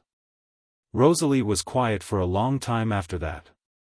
The afternoon continued. The sun made its slow way across the October sky. The hawk stopped calling. The forest breathed around them, slow and deep and alive, and the fox appeared at the edge of the lawn and sat there with its tail around its feet and regarded the two of them in the grass with the amber patience of something that knows exactly what it is witnessing and finds it entirely, completely right. Chapter 6, The question nobody else asked. 3 days after the lawn, the town of Forks went back to being Forks. This was not as simple as it sounds. Forks was a town that had been operating, for the better part of a decade, with a low-grade supernatural pressure in its atmosphere the way some places operate with a low-grade humidity, always present, never acknowledged, changing the texture of everything without anyone being able to point to the specific source. The Cullens had been here long enough to become local color. The rain had been here longer. The two had merged in the town's collective unconscious into a single aesthetic. Naruto's arrival had changed the pressure without changing the weather, and the town felt this without knowing it, the way you feel a room's temperature change before you can articulate that you're warmer. The cafe on Main Street had its best week of business since the summer. Marie attributed this to a new bag of Colombian beans.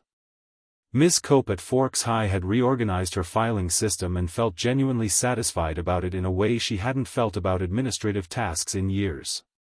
3 separate residents reported sleeping better than usual, which they mentioned to each other at the grocery store with the mild bewilderment of people receiving an unexpected gift. At school, Naruto continued to exist in his characteristic way, present, warm, unhurried, finding every conversation worth having and every person worth talking to, with the accumulated effect of someone who has raised the ambient temperature of every room he walks into without appearing to try. His grades were, predictably, excellent.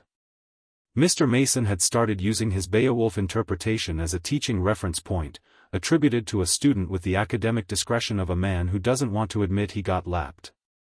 Seth had told half the reservation about the fox. The other half had heard from Billy. And Rosalie Hale had been doing research. This was not unusual for Rosalie in the general sense. She was meticulous and thorough when she decided something deserved her attention, had always been the family's most tenacious investigator when she committed to a question. What was unusual was the topic, which she had not announced, had not discussed, and had been conducting with the specific focus of someone who does not want anyone to see how much they care about what they're looking for. The Kyoto scrolls were in digital archive, partially translated, and the margins of the third scroll were photographed well enough that a person with vampire vision and 3 days of focused reading could cover a significant amount of ground. She had also found a collection of Japanese spirit narratives from the Heian period that mentioned a fox deity of the 9th order, which was the highest order the texts had a name for, with descriptions that matched certain things she had personally observed in the past 2 weeks closely enough to make her set the laptop down twice and look at the ceiling. She did all of this in her room, after midnight, in the dark, with the door closed. On Tuesday night she opened the door. She went downstairs. The house was in its late-night arrangement, Carlyle in his study, Esme arranging something in the back sitting room, the others dispersed in the specific patterns of people who don't need sleep and have made their peace with the long hours. She went to the kitchen and stood at the island and looked at the door. She went out. The night was cold and clear, clearer than it had any right to be in October in Forks, the kind of clarity you get 3 or 4 times a year when the marine layer pulls back and the stars come out fully, and the whole sky is suddenly enormous and present above the tree line in a way that makes the idea of indoor life seem like a failure of ambition. She walked the property's edge to the place where the lawn met the forest, where the grass gave way to the first wild growth, ferns and sword grass and the low dark shapes of Oregon grape, and then along the tree line to the southeast corner where the old spruce stood, the biggest one on the property, wide enough at the base that 2 people couldn't link hands around it. Naruto was sitting at its base. Not at the house, not on the porch, not anywhere she had checked first. At the base of the spruce, in the dead needles, with his back against the bark and his face turned up to the stars that were visible through the gap in the canopy overhead, and the fox was beside him with its chin on his knee and its eyes closed. He didn't look up when she approached, but the fox opened one amber eye and regarded her with the specific quality of something that had been expecting her. She stopped a few feet away and looked at him, looking at the stars. Then she sat down. Not close, not far, the distance of two people who have not yet finished the negotiation between those two poles and are keeping their options open. They sat in silence for a while. The night moved around them, slow and cold and full of the small sounds of a forest conducting its nocturnal business, an owl, a distant creak, the settling of branches in a minimal wind. "I read the Heian texts," she said. "What did you think?" "That they were written by people who saw something real and then spent considerable effort making it sound like metaphor afterward." She looked at the dark tree-line. "The way the Ninth Order fox is described, it's not like the other kitsune in the collection. Those are tricksters. Clever, beautiful, interested in human affairs for their own amusement." She paused. "The Ninth Order is different. The texts describe it as a principle. Something that exists because existence requires it." "That's a reasonable translation," he said. "They describe what happens when it appears." She kept her eyes on the tree-line. "What happens to the things around it? The things it chooses to be near?" She stopped. "What do they say?" She was quiet for a moment. "That the things it chooses are changed. Not by design. They don't describe it as the fox doing anything deliberate to them. Just, by proximity. By being near something that fundamental. Like how standing near a fire changes the temperature of your skin whether the fire intends it or not." She finally looked at him. "Is that accurate?" He considered this genuinely, the way he always considered things, not performing the consideration but actually running it. "Partly," he said. "The change isn't from me. Or not only from me. The people I've been near who changed, the change was always already in them. Something that was ready to move. I didn't cause it." He looked at the stars again. "I just showed up at the right moment." "You said that to Leah." "It was true for Leah. Is it true for everyone in that house?" A pause. The fox shifted its chin on his knee, resettled. "What have you noticed?" Rosalie looked at the ground between her feet. "Esme has been building things again. Not the restoring and arranging she always does, actually building. She pulled up the design software she hasn't used in 40 years and she's been at it every evening." She paused. "She doesn't know I've noticed." "What's she building?" "An addition to the house." Rosalie's voice was careful, controlled in the way that things under pressure are controlled. "A room. Off the east wing, facing the forest." She stopped. He waited. "Alice has started writing her visions down instead of just experiencing them," Rosalie continued. "She bought 3 notebooks on Saturday. She said she wants to understand the shape of the blind spots better, map around them rather than treating them as walls." She paused. "Edward has been composing again. Actually composing. Something new. He hasn't done that in 4 years. 4 years is a long time not to make something," Naruto said quietly. "For him it is." She looked at her hands in her lap. "Jasper sat with Esme in the back garden yesterday afternoon for 2 hours without it being difficult for him. Without the tension he usually carries when he's inside the perimeter of something warm." Her voice had dropped to something more internal. He smiled. Actually smiled. Not the managed version. "And Emmett?" A pause. "Emmett is Emmett. He's been trying to find the limits of his strength against the spruce trees on the north property line, which is not new behavior, but now he's doing it while asking the trees to forgive him afterward, which is." She stopped. Started again. "Which is new." Naruto laughed, quiet and real, the surprised version, startled out of him by the specific absurdity and specific sweetness of it. The sound of it moved through the cold night air, warm and brief. Rosalie looked at him. The corner of her mouth moved, involuntary, the thing she kept almost not doing. "I know," she said. "Emmett's always been more perceptive than anyone gives him credit for," Naruto said, when the laugh had settled. "I know that too." She looked back at the tree-line. "I've been watching all of this. Cataloging it. The way I catalog things." Her jaw tightened slightly. "Because I do that when I don't know what else to do with something. I make it into data so it feels manageable." "And is it manageable?" A long silence. An owl called from somewhere east and fell quiet again. "No," she said. The honesty of it landed in the cold air and didn't dissolve, just stayed there between them, real and solid. "What do you actually want?" she asked. She turned and looked at him directly, and the quality of it was different from every other time she'd looked at him, not armored, not assessing, not performing something. Just direct. Just her. Not what the texts say. Not what your purpose is. Not the disturbance or the balance or the Volturi or any of it. She held his eyes. "What do you want?"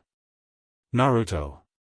The use of his name, first name, without qualification or distance, was its own kind of signal, and both of them registered it. He looked at her. And for a moment, a genuine, unusual, specific moment, the thing that was always slightly in the foreground with him receded. Not the warmth.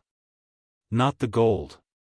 But the quality of presence that was always facing outward, always attending to everything in the surrounding radius.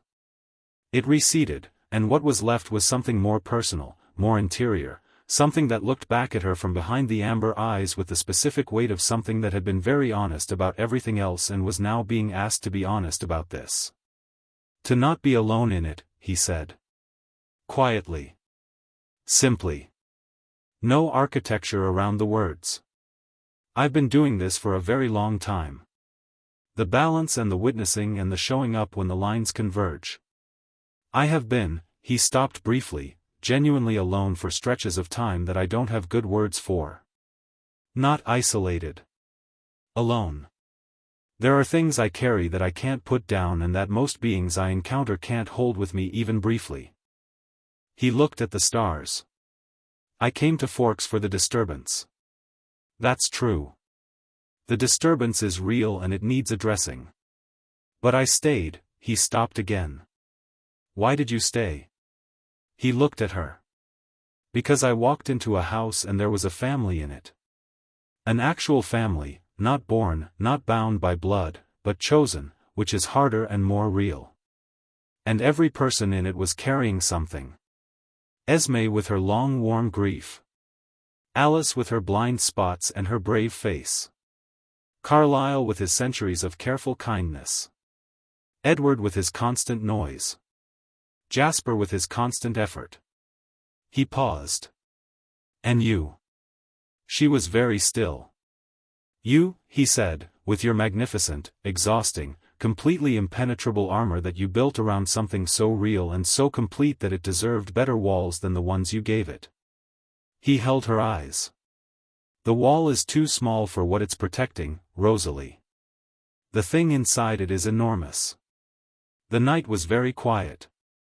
Something moved across her face, not fast, not in the usual involuntary and controlled way. Slow. The way light moves across a surface when the clouds shift. She looked at him with an expression that was everything she kept below the surface of herself, surfacing all at once, and it was not soft. Rosalie's real face was never soft, that was not the right word, it was present. Fully, completely, without management. "You can't fix what I lost," she said. "I know. I had a human life planned. A specific human life. And it was taken." Her voice was even and direct, no tremor, no performance. Just the fact, stated with the precision of someone who has said it to themselves so many times it has become a different kind of thing than it started as. "I wanted ordinary things. A husband who loved me. Children." She looked away. I wanted what everyone wants before they're told they can't have it. I know, he said again. Saying that you know doesn't give it back. No. He didn't try to qualify it or soften it. It doesn't. And nothing will. And I'm not going to tell you to make peace with it or find meaning in it or any of the things people say when they want a wound to be done being awound. He looked at her. I'm just going to say that I see it. The actual size of it. Without trying to make it smaller. She looked back at him, and her jaw moved, and she pressed her lips together, and she held the expression with the practice of someone who has had centuries to perfect it, and underneath the practice the thing was real and present and enormous, and he saw it and didn't look away. The texts, she said, after a while, in a voice that was slightly different, stripped of the last layer of the professional Rosalie register. The Heian period texts. They describe the things the Ninth Order Fox chooses to be near. Yes. They use a specific word. She looked at him. It translates roughly as kept. But not kept the way you keep something precious and locked away. She paused. Kept the way fire keeps the cold away. Present. Active. Chosen. He said nothing. He was looking at her with the quality he reserved for things he was not going to rush, things that deserved to arrive at their own pace. Is that what this is? She asked. A pause. The full weight of it. Is that what you want it to be? He asked back. She looked at him for a long time in the cold night, in the starlight that came through the gap in the spruces, with the fox between them and the old bark against his back and the needles on the ground and the forest breathing all around. She looked at him with the full weight of a person who has been beautiful and untouchable and unreachable for decades and who is standing at the edge of choosing, again, for the first time, to be reachable. I don't know yet, she said honestly. Okay. She stopped. I need it to not be because of what you are. What the texts say. The instinct. Her voice was careful, precise in the way that mattered. If this is something, I need it to be chosen. Not compelled. Of course, he said, and the certainty in those two words was total and immediate, the certainty of something that has never once in its existence wanted anything other than freely given. She looked at him. He looked back. The amber of his eyes in the dark was the color of a fire seen through a window on a winter night, contained, warm, present. Choosing to be exactly the size it was. Tell me something true, she said. Something that isn't about the balance or the Volturi or the purposes of ancient things. She tilted her head. Tell me something true about you. He was quiet for a moment. The fox lifted its head from his knee, looked at him, and settled back down with the air of something that already knows the answer and is waiting for the person to find it. I miss ramen, he said. She blinked. Not this ramen. Not anything you can make in Forks, Washington with an internet recipe and Port Angeles ingredients. He looked at the stars. I'm talking about a specific stall in a city that doesn't exist anymore, run by an old man who called me an idiot every time I ordered and then made the best bowl I've ever eaten. The broth took 8 hours. He'd been making it for 40 years by the time I found the stall, and the recipe went with him when he died. He paused. I've been trying to find that bowl for a long time. The night around them, gentle and dark. That's a sad true thing, Rosalie said. Yeah.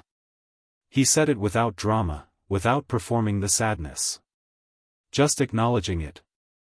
Most very long lives have those. Specific things that are gone and that can't be replaced. You find them in the gaps between everything else. He turned his head to look at her. You know about that? Yes, she said. A beat. The smell of my mother's kitchen in autumn. She made something with cinnamon and apples, not pie, not cake. Something she invented that I never got the recipe for. She stopped. I've been in this form for longer than she was alive. I should be past it. You don't get past those, he said simply. You carry them. The carrying gets easier but it doesn't go away. And that's, he stopped, chose. I think that's right, actually. I think things that mattered should stay mattered. The weight is the proof of the value. She looked at him.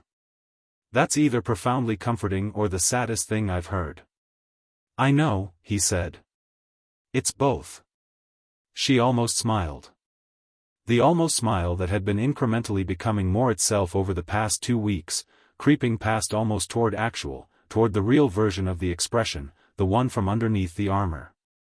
Tell me another true thing, she said. Softer than before. He thought about it. When I first got to this town, he said, the thing that hit me wasn't the disturbance. That came later, when I was paying attention. The first thing, the first impression, he looked at her. Was you. She was very still. In the living room, he said. When I walked in and you were halfway down the stairs. The way you were looking at me, not afraid, not uncertain, not trying to manage the situation. Just, he stopped. Looking. Like something that had decided it wasn't going to be impressed but was absolutely going to assess. He turned his cup of night air, the gesture, the habit without the cup, the turning of a hand. I've walked into 10,000 rooms. I've been in the presence of everything this world has produced. And the thing I thought, standing in your living room, was, there is someone I have not met before. He held her gaze. That doesn't happen. The silence was long and clear and full, the way the best silences are. I'm not going to say it back, Rosalie said, and her voice was careful and her eyes were direct and present and honest. Not yet. I'm still deciding. I know. I want you to know that not yet doesn't mean no. I know that too. And I want you to know, she stopped. Started. What you said. About the wall being too small for what's inside it. Her jaw tightened. Nobody has ever said that. Not in that form. Not, pointed at the thing itself rather than at the wall. She looked at the tree lean. Everyone has always seen the wall. They see the armor and they either want to breach it or they give up on it. You looked at what it was protecting. He waited. That matters, she said. Quietly. The tone of someone paying a debt they've been carrying for a long time. That matters to me. Okay, he said. Stop saying okay. It fits. It doesn't, she stopped. The almost smile arrived, fully this time. The real version. Small and genuine and completely devastating in the way that things are devastating when they're given after long withholding. It fits, she admitted. They sat at the base of the spruce for a long time after that, not talking, not needing to, in the specific quality of two people who have said the important things and are now simply being in the space those things have opened. The night moved around them. The stars tracked their slow circuit above the tree lean. The fox slept, or appeared to sleep, with the quality of something that knows it doesn't need to be awake for this part. At some point, neither of them tracked the exact moment, the distance between them decreased. Not dramatically. Just the incremental adjustment of two people who have stopped holding themselves at a set remove. Rosalie's shoulder was 3 inches from his. He didn't close the distance. She didn't close it. They were both, independently, aware of it with the particular awareness of something that didn't need to be acted on right now and was better for not being. The room Esme is designing, Naruto said, at some point much later, when the night had gone from late to very late. The addition. What about it? Does she know it faces east? Rosalie was quiet for a moment. East is where the sunrise comes through the gap in the ridge in November. Yes. A pause. She doesn't know I know that, Rosalie said carefully. She does, Naruto said. She's your mother. She knows what you know. Rosalie sat with this. The way she sat with it, the specific quality of stillness, the thing that moved through her expression that was not sadness but was the adjacency to it, the feeling of being seen in a family context by someone who sees the family clearly, was visible to him in the dark in the way that genuine things are visible to those who know what to look for. "She loves you," he said. "Not because she's supposed to. Because you're worth loving, and she found that out, and she's been committed to the fact ever since." "I know," Rosalie said. Her voice was quiet and complete. "I know she does. A beat. I'm not always good at letting it in. You're letting it in right now." She looked at him. "I'm sitting in the dark in dead pine needles talking to an ancient fox deity," she said, dry and precise. "My standards for letting things in are apparently flexible." He laughed. The real one, the warm, genuine, slightly surprised one, and she looked at him laughing, and the smile on her face was full and present and entirely unguarded, and it lasted maybe 3 seconds before she composed it, but those 3 seconds were real and both of them knew it. "Go inside," he said, when the laugh had settled. "Sleep. Or whatever it is you do that serves the same function. Read, usually. Read, then." He looked up at the stars. "I'll be here a while yet." She stood, and brushed the needles from her clothes with the automatic gesture of someone returning to the world's requirements, and stood for a moment looking down at him. The starlight hit her from above, and she was, as she always was, beautiful, not in the performed way, not in the deliberate way, but in the deep, structural way that was simply what she was made of, and he looked up at her, and what was in his face was the thing he'd described from the first evening in the living room. That specific recognition. The look of someone who has not met this thing before. "Naruto," she said. "Yeah." "The not yet." She held his eyes. "It's moving." He said nothing, because nothing was the right answer, and she turned and walked across the dark lawn toward the house, and he watched her go until the back door opened and closed behind her. The fox opened its eyes. Looked at him. Looked at the house. Looked back at him. "I know," he said. He turned his face back up to the stars and stayed there until the first gray suggestion of dawn began at the edge of the sky, sitting at the foot of the old spruce in the cold October night, with his hands loose in his lap and the weight of a very long life balanced against the specific gravity of something new, something he was carrying with the particular care you give to things that are not yet finished becoming what they are. The stars faded one by one. The dawn came up gray and clean and ordinary. Forks woke up. Chapter 7, The Throne Comes to Forks. Arrow arrived on a Thursday. Not with 30 guards, which was what the outline of Caius's plan had required. Not with the full ceremonial weight of Volterra's authority made visible through numbers and formation and the deliberate theater of power. He arrived with 12, because Caius had argued for 30 and Arrow had listened to the argument with his white-gloved hands folded and his ancient eyes full of that translucent pleasure he brought to everything, and then said, gently and finally, 12. Caius had not been satisfied with this. Caius was rarely satisfied with anything, which was a feature rather than a bug. His perpetual, cold dissatisfaction was what made him the Volturi's most effective strategist.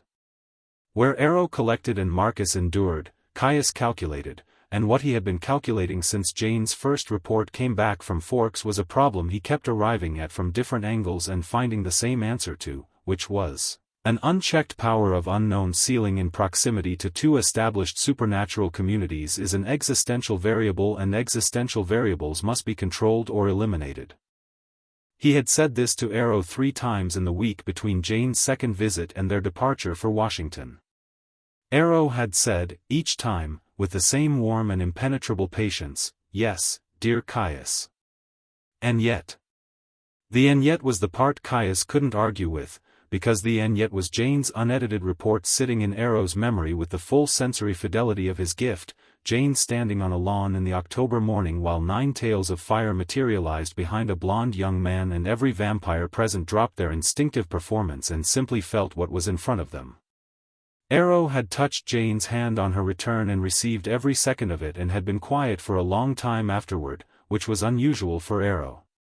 He said to come without the guard. Arrow had said eventually, to the middle distance. He does not give us instructions, Caius had said. He made a request, Arrow had replied pleasantly. I'm choosing to honor it. There is a distinction. The distinction is tactical submission. The distinction is intelligence.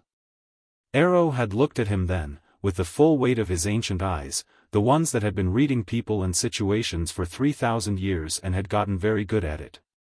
Caius. Think about what Jane felt on that lawn. Think about what her gift encountered. And then tell me what tactical submission looks like in that context. Caius had been quiet. Exactly, Arrow had said. So 12. Chelsea was among them, which Caius had insisted on and Arrow had permitted because Chelsea's presence was not force, it was assessment. Her ability to read and reshape emotional bonds was the Volturi's most comprehensive intelligence tool, and if it failed against this entity, that failure was itself information. Felix and Dimitri came as a matter of course. Jane came because Arrow wanted her there, which had its own calculus that Caius had stopped trying to fully decode. They drove from SeaTac in 2 black vehicles that were too clean for the roads they were using, through the gray of the Olympic Peninsula in the late afternoon, and arrived at the edge of Forks as the sun was doing its November thing, not setting dramatically but simply withdrawing, pulling the light back incrementally until the world was running on reserves. Naruto was waiting at the town limit. Not at the Cullen house. Not at some neutral location arranged by intermediary. At the actual town limit sign, the one that said Forks, POP 3532, slightly weather-beaten, pine trees visible behind it, leaning against it with his hands in his pockets and his face turned toward the approaching vehicles with the expression of someone who has been expecting you and is not particularly moved by your arrival. The lead vehicle stopped. Arrow stepped out. He was everything his reputation suggested and something his reputation didn't quite capture, which was the specific quality of someone who had been genuinely delighted by the world for 3,000 years and had never once found it boring. He looked at everything with the vivid, comprehensive interest of a person who has collected beauty and horror and genius and cruelty and filed all of it with equal enthusiasm in the vast archive of himself, and what he looked at now, standing by a small-town road sign in November, Washington, was clearly the most interesting addition to that archive in a considerable time. He smiled. It was a real smile and a performed smile simultaneously, which was the trick of Arrow. The performance was real, the reality was performed, and you could never fully separate the layers. Naruto Uzumaki, he said. His voice was warm and precise and carried the very slight accent of someone who learned several hundred languages starting from Italian and never entirely left it behind. What a genuine pleasure. Arrow, Naruto said. He didn't move from the sign. Long trip. Not so long. We're accustomed to traveling for interesting things. Arrow looked at him with the full, unguarded weight of his fascination, making no effort to conceal it. I've been thinking about this meeting since Jane came home. What did you decide? That I couldn't decide anything without having it. Arrow gestured, an elegant opening of his hands. Which is why I'm here. Behind him, the second vehicle had emptied, 12 shapes arranging themselves with the trained efficiency of people who have practiced presence as a discipline, distributed and still and watchful. Naruto clocked all of them in a single sweeping glance that moved past Felix and Dimitri and Jane, who was standing at the rear of the group with an expression that was more careful and less weaponized than her usual public register, and found Chelsea. Chelsea was standing at Arrow's left, slightly behind him, with the quality of someone whose work happens below the surface and who has learned to make themselves unobtrusive to that end. She was not beautiful in the Volturi's usual theatrical register, more precise than beautiful, fine-featured, with dark eyes that were doing what Naruto knew they were doing, which was reading the emotional web of everything in the vicinity. He watched her find him. He watched her gift extend toward him and engage and find, nothing shaped the way it expected. Not blocked. Not resistant. Simply organized on a different principle entirely, the way a fire is not a wall and does not respond to a wall's tactics. Her expression didn't change. But her eyes did, the very slight shift of a person encountering something unexpected and filing it accurately. He looked at her directly. She met his gaze and held it with the composure of someone who has seen many things and learned not to react to them until she understood them. He gave her a small nod, acknowledging her, acknowledging what she just felt, not making it a confrontation. She returned it by a fraction. "There's a diner on Main Street," Naruto said to Arrow. "Good coffee, terrible decor. Private enough at this hour." He pushed off the sign. "Come on." Arrow blinked. It was a very brief blink, the blink of someone recalibrating. He had arrived with a structure in mind, the structure of a formal encounter between powers, with its own protocol and weight and deliberate arrangement, and Naruto had dissolved it in 2 sentences by proposing a diner on Main Street. "Of course," Arrow said, pleasantly, and fell into step beside Naruto as if this had been the plan all along. Caius made a sound from behind them that was not quite a word.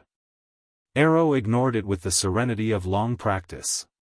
The diner was called Donna's and it had red vinyl booths and a counter with spinning stools and a pie case with 3 types of pie under a glass dome and absolutely no atmosphere of supernatural significance whatsoever, which was precisely the point. At this hour, 6:15 on a Thursday, it had 3 other occupants, an older man with a newspaper and coffee, a woman in nursing scrubs eating soup, and Donna herself behind the counter, who had seen enough of forks to take 12 unusually pale people in formal clothes arriving at her diner in relative stride. She seated them in the back. She brought coffee for the people who took it. She left the pot. Naruto had the corner booth. Arrow sat across from him. Caius sat beside Arrow with the contained energy of a man exercising significant restraint. Jane was across the diner at another table with Felix, which was the arrangement Arrow had quietly indicated and which had the specific quality of being placed close enough to be present but far enough to be excluded from the primary conversation. The others distributed themselves at the counter and the remaining tables with the practiced naturalness of people who have learned to perform normalcy in public spaces. Chelsea sat at the table immediately beside Naruto's booth, alone, with a cup of coffee she wasn't drinking. "So," Arrow said. He had his white gloves on, which meant he had not offered to shake Naruto's hand, which was a deliberate and conspicuous choice because Arrow always offered to shake hands. "You know why we're here. You want to understand what I am," Naruto said. "I want to understand what you are, what you intend, and what," Arrow paused, with the delicate precision of someone choosing the next word very carefully, "what our relationship should look like going forward." "Our relationship," Naruto said. "The Volturi maintain the order of the supernatural world," Arrow said, pleasantly. "This is not a recent development. It is a function we have performed for 3,000 years. Everything that operates within that world has a relationship with us, whether or not the parties involved have formalized it." He tilted his head. "You have been operating within that world for considerably longer than 3,000 years. Yes. And yet we have no record of you." Arrow's eyes were bright and warm and absolutely focused. "No account, no archive entry, no secondary reference. In 3,000 years of comprehensive record keeping." "I know. That's not possible," Caius said. His voice was flat and precise, the voice of a man who has constructed his worldview on comprehensive record keeping and is deeply resistant to evidence that the records are incomplete. "Everything leaves a trace. Everything that operates inside your taxonomy leaves a trace," Naruto said, turning to look at Caius directly. This was the first time he'd addressed him, and Caius received it with the expression of someone who has been braced for something and isn't sure yet whether what arrived is what they braced for. "I predate the taxonomy. All taxonomies account for exceptions, Caius." Not loud. Not sharp.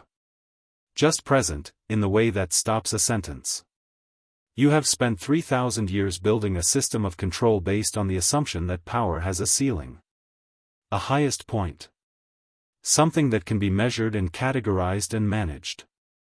He held Caius's gaze. "I'm telling you that assumption is wrong. Not as an attack on what you've built, your system has done real things, served real functions. But the map is not the territory. The absence of something in your records doesn't mean the absence of the thing. Caius looked at him. The calculation in his eyes was fast and genuine. This was not a man who wasted time on performance in private, whatever he did in public. He was running actual numbers, running the actual problem against the available data, and what he was arriving at was visible in the very slight but real adjustment of his posture, the posture of someone who has found the end of an argument and is now deciding what to do with that discovery. "Then what are you?" Caius said, and for the first time it was a genuine question rather than a challenge. "What the world needs when the balance goes," Naruto said simply. "Not a ruler. Not an authority. A correction. The thing that shows up when the accumulation of power in any one direction has gone too far and brings the weight back to center." A silence. Donna refilled someone's coffee at the counter without looking at the back of the room. Ero was looking at Naruto with an expression of genuine, total fascination, the expression he wore when the archive of himself had received something it had no file for and was making one in real time. "And the balance in this region," he said carefully. "Has the accumulation of power gone too far?" "It was starting to," Naruto said. "The Cullen Coven. The Wolf Pack. The treaty between them under pressure. And then the Volturi's interest adding pressure from a third direction." He looked at Ero steadily. "Add those together and you get a fragile system with multiple points of failure and no one managing the overall architecture." He paused. "That's why I'm here." "And now that you are here," Ero said, "is the balance restored?" "It's restoring. A distinction. It's a process, not an event. And our presence complicates that process. Your aggressive presence complicates it. Your informed presence," Naruto paused. "That could be useful. If you're willing to be informed rather than directive." The table was quiet for a moment. Donna's radio played something with a country melody at low volume.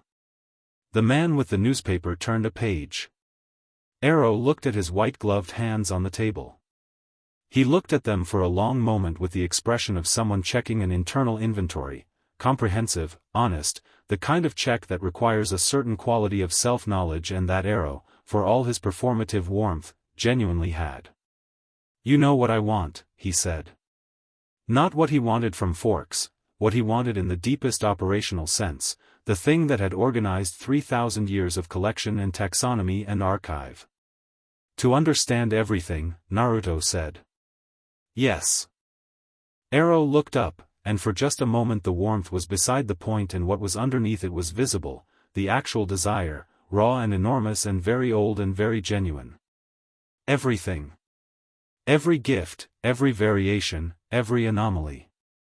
The complete picture of what this world contains. He paused. "It is not a small ambition." "No," Naruto agreed. "It's not." "And you are," Ero searched, for the first time in Naruto's experience visibly searching for a word. The most significant gap in that picture. For 3,000 years. The thing that should have left traces and didn't. He stopped. "The blank page," Naruto said. "Yes." The word was quiet and totally honest. "I'll tell you what I am," Naruto said. "Not all of it, not because I'm withholding, but because most of it isn't transmissible in language. But the parts that are useful for you to know, I'll tell you." He looked at Ero. "In exchange for something." Ero's eyes sharpened with interest. "What would you ask?" "The Cullen Coven operates outside your authority," Naruto said. "Permanently. Not as a special exception, not as a case to be periodically reviewed, permanently outside.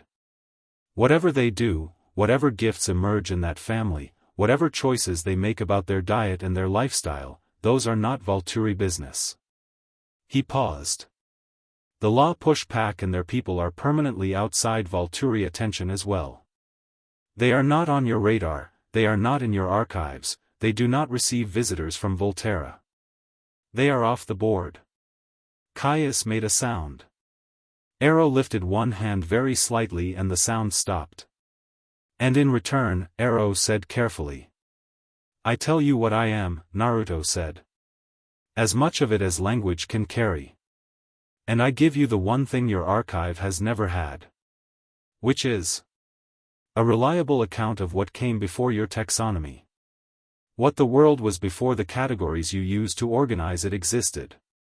He held Arrow's eyes. 3,000 years of record starting from your beginning. I can give you what was here before the beginning. Every civilization your records reference as context, I was there for the source material. Arrow was completely still. In 3,000 years of collecting, of reaching for every piece of knowledge the world had to offer, this was, visible on his face, the magnitude of it, the way a horizon is visible when the cloud cover finally lifts. He looked at Naruto with something that was not the performed fascination but the real thing underneath it, unguarded, enormous. You were there, Arrow said. Barely a whisper. For most of it. A silence that was the specific silence of someone standing at the edge of everything they have ever wanted. Caius, Arrow said, without looking away from Naruto. Evaluate the terms. Caius was quiet for a moment. The calculation was running at full capacity, and to his credit, and Caius had credit in the places that mattered, which were the places that required genuine intelligence rather than performance, he ran it honestly.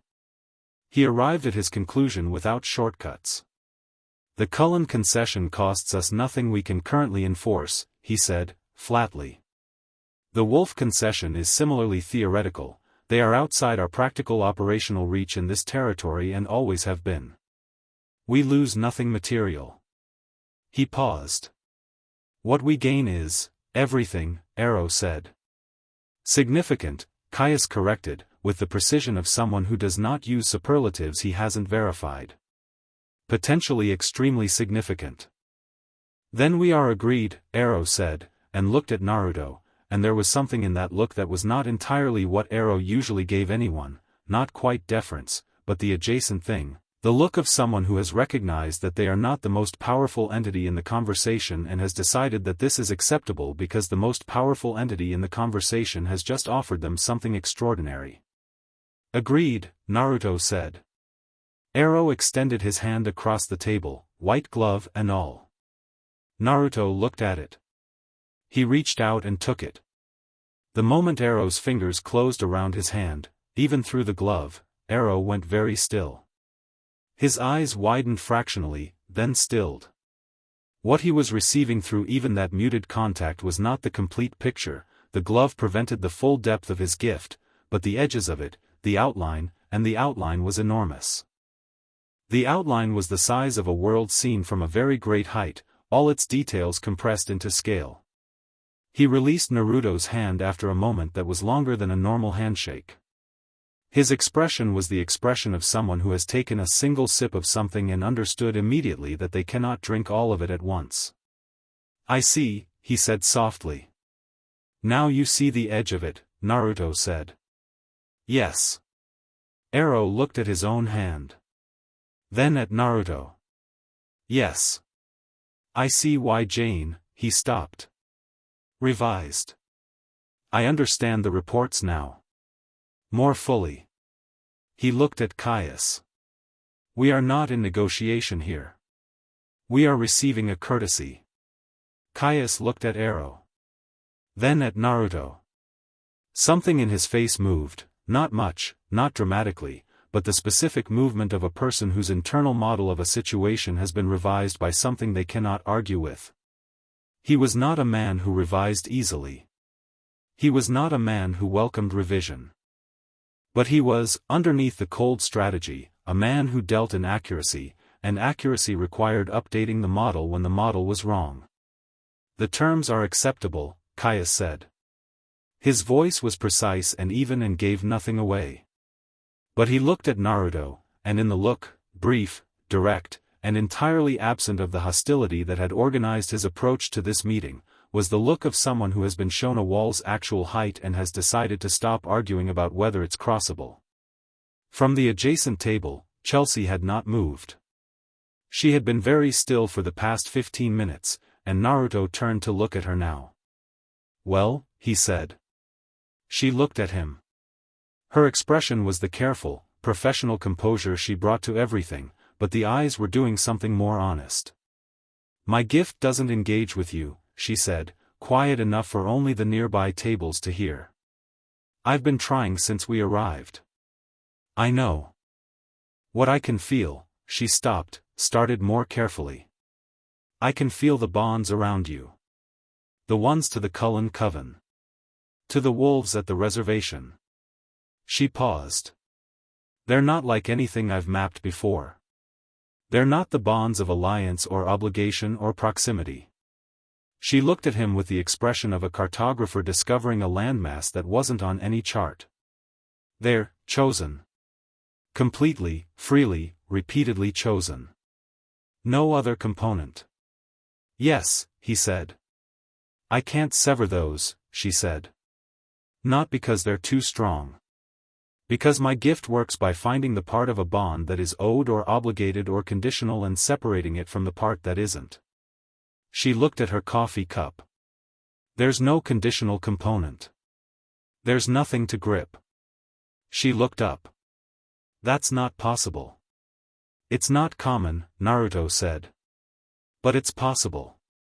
She looked at him, and then at the Cullen table across the diner, because the Cullens were there, of course, had been there since shortly after the Volturi arrived, arranged at the counter and in a front booth with the naturalness of people who just happened to want coffee at this hour and the specific quality of attention of people who are watching everything. Chelsea found the Cullen group and read them the way she always read groups, and then she found Rosalie. Rosalie was at the counter with a cup she wasn't drinking, and she was looking at the back booth where Naruto sat with Arrow and Caius, and the bond Chelsea found between them was, she looked at it for a long moment. It was not yet complete.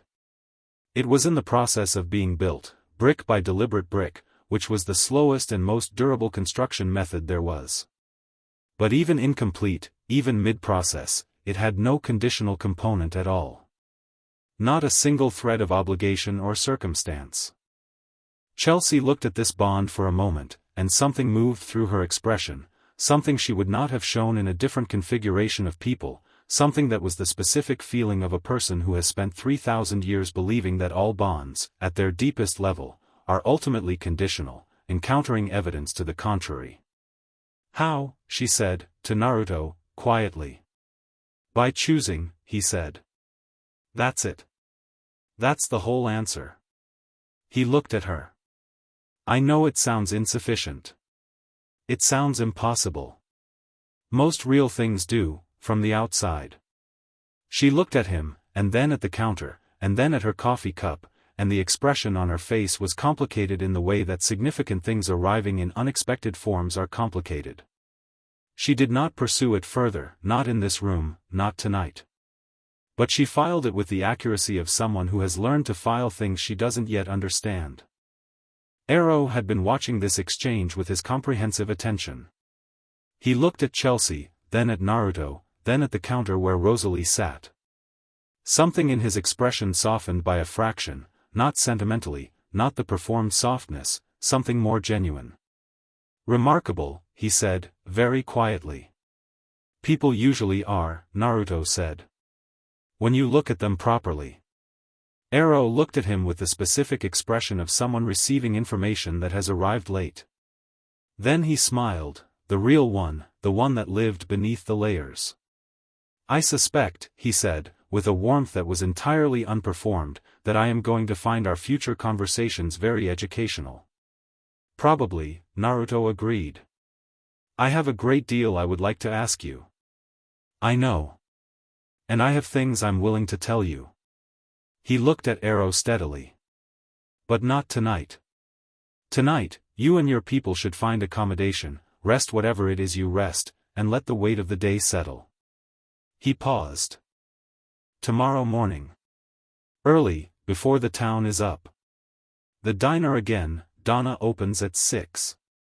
"At 6, Arrow repeated, with the slight bemusement of someone who has conducted 3,000 years of significant meetings in rather more formal settings and is finding the adjustment genuinely surprising. Yes. All right. Caius said, I want it documented. The terms. We'll write them down, Naruto said, which was not something Caius had expected to hear and which landed as its own kind of reassurance, the fact that he was willing to put it in writing meaning, among other things, that he had no intention of revisiting it. Bring paper. Caius looked at him. Then he said, not warmly, not with any of Arrow's warmth, but with the specific, spare precision of someone who respects function over feeling, you are not what I prepared for. I rarely am, Naruto said. I prepared for a territorial conflict. I know. What we appear to have instead is, Caius searched for his own word in his own way, methodically, without performance. A structural renegotiation. Yes. A pause. Caius looked at the table. Then at Naruto. And then he said the most Caius thing he had said in the entire evening, which was also, in its own way, the most honest, a structural renegotiation is preferable. Conflicts have unpredictable costs. They do, Naruto said. Then I find the terms acceptable, Caius said, for the second time, and this repetition was not redundancy, it was confirmation, the confirmation of a man who does not say a thing twice unless he means it both times. He settled back in the booth with the posture of someone who has completed a calculation and is prepared to move to the next one. Arrow looked between them with the expression of someone watching something that delights him. Extraordinary, he murmured, to no one in particular. The coffee's good, Naruto said, if you want to try it. The evening wound down. The Volturi group filed out in their trained way, and Arrow paused at the door and turned back once and looked at Naruto with the look, the full, unguarded, completely genuine look of Arrow's actual self, stripped of 3,000 years of performed delight and showing the real thing underneath, which was that this being had spent 3 millennia wanting to understand the full shape of the world and had just been told that the full shape was larger than he knew and that someone was willing to show him. The look lasted 1 second. Then the door closed. Naruto sat in the empty booth and turned his coffee cup and listened to the town of Forks going about its evening. The man with the newspaper had left. The nurse had finished her soup. Donna was wiping down the counter with the philosophical efficiency of a woman who has been wiping counters for 30 years and has made her peace with the repetition. The front booth emptied. The Cullens came to the back. They arrived in their way, Carlyle first, with the measured step of someone who has been holding himself carefully in check and is now releasing that check incrementally. Esme behind him. Then Alice, then Jasper, then Emmett, then Edward. And Rosalie, who came last and sat in the booth across from him where Arrow had sat and looked at him in the direct, undefended way she'd been looking at him since the night at the Spruce. Well? Carlyle said. The terms are agreed, Naruto said. Your family is permanently outside Volturi jurisdiction. I'll have the written confirmation tomorrow morning. Carlyle looked at him. He looked at him for a long time, with everything he felt and everything he understood and everything that the past 3 weeks had deposited in him, and the look was not simple because Carlyle Cullen was not a simple man, and what it contained was the specific, complex gratitude of someone who has been carrying a weight for a very long time and has just been told they can set it down. How did you? He started. I gave him what he actually wanted, Naruto said. Which wasn't you. It was never about you specifically, you were the thing in the path of the thing he actually wanted. He looked around at them. Arrow wants to know everything. That's the real project. The Volturi's authority is the method, not the point. Give him access to a bigger version of everything and the method becomes less important. What did you give him? Edward asked. History, Naruto said simply. The parts 1 was present 4. The things your earliest records describe as origin and myth, I can give him the primary source. The table was quiet for a moment. Donna brought coffee without being asked, set it down, went back to her counter. And Caius? Jasper asked. Caius is going to be fine, Naruto said. He came here looking for a conflict he could calculate. He found a renegotiation he can calculate instead. The calculation is more complex but the principle is the same, he wants predictability. I gave him a predictable framework. He paused. He's smarter than he looks and he's going to honor what was agreed because the alternative costs more than compliance. Chelsea, Alice said. Naruto looked at her. She found the bonds between us. Tried her gift on them. He looked around at the table, at all of them, each face, in the warm low light of the diner. It didn't work. Why not? Alice asked. Because you're bonds to each other, and your bonds to me, they're not conditional. They don't have the architecture that her gift looks for. He held Alice's eyes. That means they're not just strong. They're a different kind of thing than what she spent 3,000 years working with. Alice looked at him, and then at her family around the table, and her expression was the one she wore when a vision came in, the specific quality of something arriving and being received. She knows that, Alice said. Yes. What does she do with that? I don't know yet, Naruto said honestly. But I think it moves something in her. Something that's been very still for a very long time. He paused. We'll see. Outside, the November night pressed its face against the diner windows, cold and dark and entirely ordinary. The streetlights did their job. A car went past. Someone's porch light was on 2 doors down. Emmett had been quiet for an unusual amount of time, which meant he'd been running something and had arrived at the front of the queue. The 9 tails thing, he said. When arrow touched your hand, even through the glove, Naruto said, he felt the edge of it. What did he feel? Everything that I am. At the distance of the horizon. Naruto looked at his hand on the table. He's been collecting understanding for 3,000 years. What he felt was an understanding that has been collecting itself for considerably longer than that. He looked at Emmett. It recalibrated his sense of scale. Did it scare him? No. A pause. It moved him. That's different. Arrow is, underneath everything, underneath the performance and the collection and the authority, he is genuinely, actually in love with the world. With the fact of it. With its size and its variety and its depth. He looked at the table. Feeling the edge of how large it actually is moved him the way standing at the edge of an ocean moves you. Not scared. Comprehensively aware. Rosalie had been listening to all of this with her elbows on the table and her hands loosely folded, watching Naruto speak with the specific quality of attention that was hers, the kind that catalogued and analyzed and was now also doing something else, something that lived alongside the cataloging and the analysis and was its own separate and distinct operation. When the conversation had settled and Carlyle had begun organizing the group toward departure, she stayed. Not conspicuously. The others filtered out in their way, Esme squeezing Naruto's shoulder as she passed, Alice linking her arm briefly through his before letting go, Emmett doing the thing where he pointed at Naruto with both fingers in the approximate gesture of we're not done discussing the tail situation. They left, and Rosalie stayed, and the booth was quiet. Not yet is moving faster than I said it would, she said. He looked at her across the table. Okay. I watched you tonight, she said. The whole thing. From the counter. She was looking at the table, not at him, with the expression of someone who has decided to say something and is going to follow through regardless of how it feels to say it. The way you handled Arrow. The terms you set. The way you talked to Caius. She stopped. The way you talked to Chelsea. What about it? You didn't do any of it for us. She looked up. I mean, you did it for us, in the outcome. The terms protect us. But that wasn't the motivation, was it? It was not quite a question.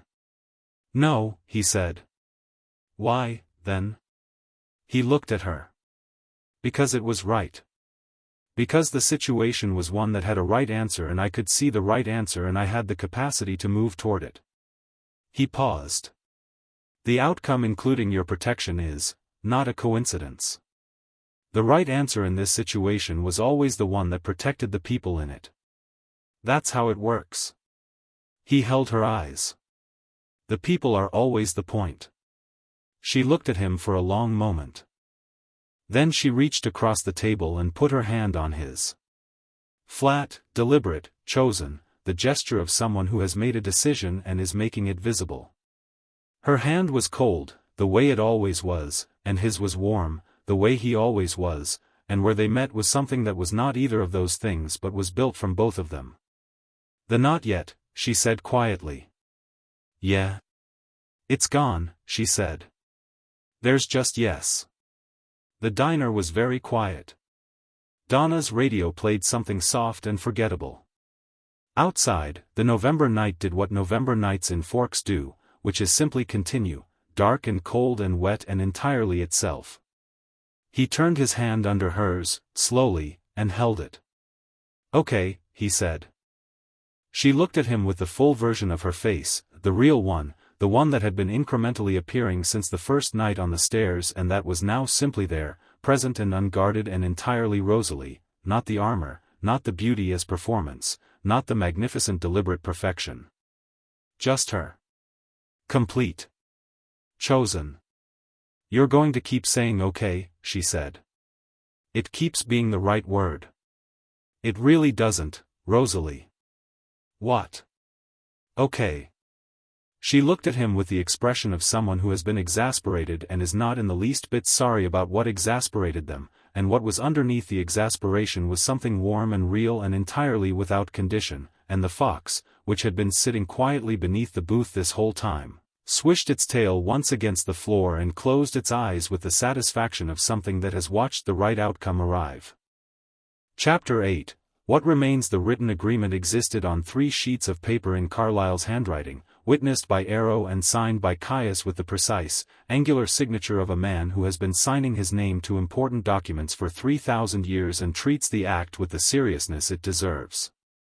Naruto had written his own name in kanji first, then in the Roman alphabet below it, and the kanji had made Arrow go very still for a moment because the characters were written in a hand that predated every calligraphic tradition Arrow had ever catalogued, a style that should not have been possible because the form it used hadn't existed in the historical record, which meant it had existed before the historical record, which meant everything that was implied by that. Caius had looked at it and said nothing and filed it. The morning meeting at Donna's lasted 4 hours. Arrow asked questions with the focused, comprehensive appetite of someone who has been waiting 3,000 years for this particular conversation, and Naruto answered them with the patient precision of someone who has told some of these stories before and some of them never and is calibrating the telling for the first time to this specific listener. He told Arrow about the world before vampires. About what the first humans felt when they encountered the dark and what they built around that feeling, the first fires, the first words for the night, the first understanding that the dark contained things that were not them. He told him about the first spirit warriors, not the Quilut specifically but the older archetype, the humans who had been chosen and changed by something ancient and had protected their people with the cost of themselves. He told him about things that had risen and fallen in the centuries before Arrow's own earliest memory, things that had shaped the world's supernatural architecture in ways that Arrow's records described as origin myth. Arrow listened with his hands folded and his ancient eyes completely still and the expression of a man receiving a gift he had spent his entire existence moving toward without knowing its exact shape. Caius took notes. This was the most remarkable thing that happened in the diner that morning. Caius, who had arrived in Forks with the intention of managing a territorial threat, sitting at a diner table in Forks, Washington, taking notes in a small leather journal he had produced from his coat with the methodical care of a scholar. Jane sat across the diner and drank coffee she didn't need and looked out the window at the gray November morning. At some point, the 3rd hour, when Arrow had asked about the oldest accounts of the Volturi's own founding and Naruto was telling him the parts of that story that preceded Arrow's own memory of it, Jane said, from across the room, without turning from the window, "He was there." Everyone looked at her. She turned from the window. She was looking at Naruto with an expression that was stripped of all its usual registers, not the pained smile, not the professional composure, not the careful nothing face. Just direct. When the first coven formed. The thing that the earliest accounts call the gathering of the cold fire. She held Naruto's eyes. You were there. Yes, he said. Were you watching or were you? She stopped. Were you the reason it held together? A pause. I was watching, he said. Mostly. I intervened once. Early on. He looked at her. There was a young one who was going to break the whole thing apart. Someone who had been hurt badly enough that the hurt had become a project, turning it outward, systematically. He paused. I sat with them for one evening. The way I did with you on Thursday. Jane was very still. What happened? They stayed, Naruto said. They became something else. He held her gaze. The person who would have destroyed everything became the person who understood why it mattered. Jane looked at him for a long moment. Something in her face was doing the complicated work it had been doing incrementally since Thursday, the slow structural revision of a worldview built around a specific set of assumptions about what things like her were for and what they were worth. I should go home, she said, and she meant Volterra, but the word home landed with the specific weight of a word that doesn't quite fit the place it's applied to, and everyone heard it. Maybe, Naruto said. Or maybe there's somewhere else. She looked at him sharply. Not now, he said. Not yet. But, the question is worth sitting with.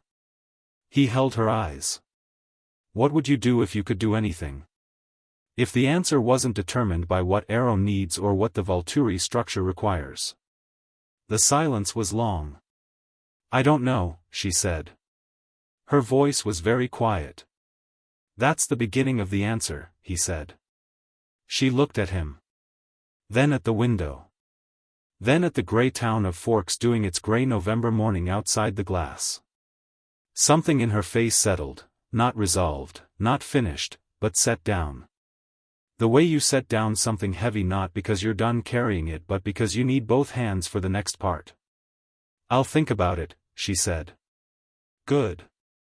Arrow was watching Jane with an expression that Naruto had not seen on his face in 4 hours of conversation, something personal, something that lived below the fascination and the collection, something that might have been called concern if you were willing to attribute concern to Arrow, which most people weren't. He looked at Jane for a moment with the expression of someone seeing something he has been looking at for 300 years and only now understanding what he was looking at. He said nothing. But the look was real and Jane felt it, and the fact of it, Arrow, seeing her, moved something in her face too, just briefly, just enough to be visible before she composed it. Caius closed his notebook. He looked at Naruto and then at the table and then at Naruto again with the specific quality of a man delivering a verdict he has reached by honest process. The situation in this region, he said carefully, is being managed competently. Thank you, Naruto said. It is not a compliment. It is an assessment. I know. Thank you anyway. Caius looked at him. The corner of his mouth moved by a degree that was not technically a smile but occupied the same general territory. He stood, straightened his coat. We will leave today. Safe travels, Naruto said. They filed out. Chelsea last, after the others, stopping at the door for a moment without turning around. She stood in the doorway with her hand on the frame, looking at the parking lot outside, with the posture of someone at the edge of a decision they haven't made yet. Then she turned. She looked at Naruto.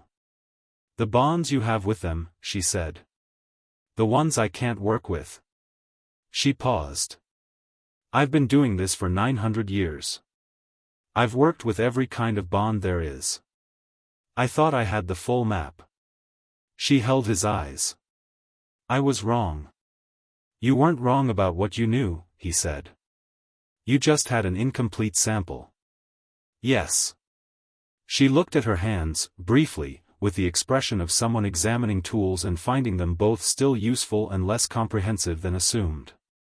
What would it take, she said, carefully, to build bonds like that? The unconditional kind. Time, he said. Choice. The willingness to keep choosing even when the return isn't certain. He looked at her. You already know how. You just haven't had the conditions. She looked at him. Then she nodded, once, the specific nod of someone accepting something they need to think about alone before they can do anything with it, and went out the door. Naruto sat in the quiet diner for a moment. Donna appeared with coffee and a slice of the apple pie from the case under the dome, set it down without comment, went back to her counter. He ate the pie. It was good, not cinnamon and apples in the way of a mother's kitchen in autumn, not anything irreplaceable, but good in its own right, which was its own thing.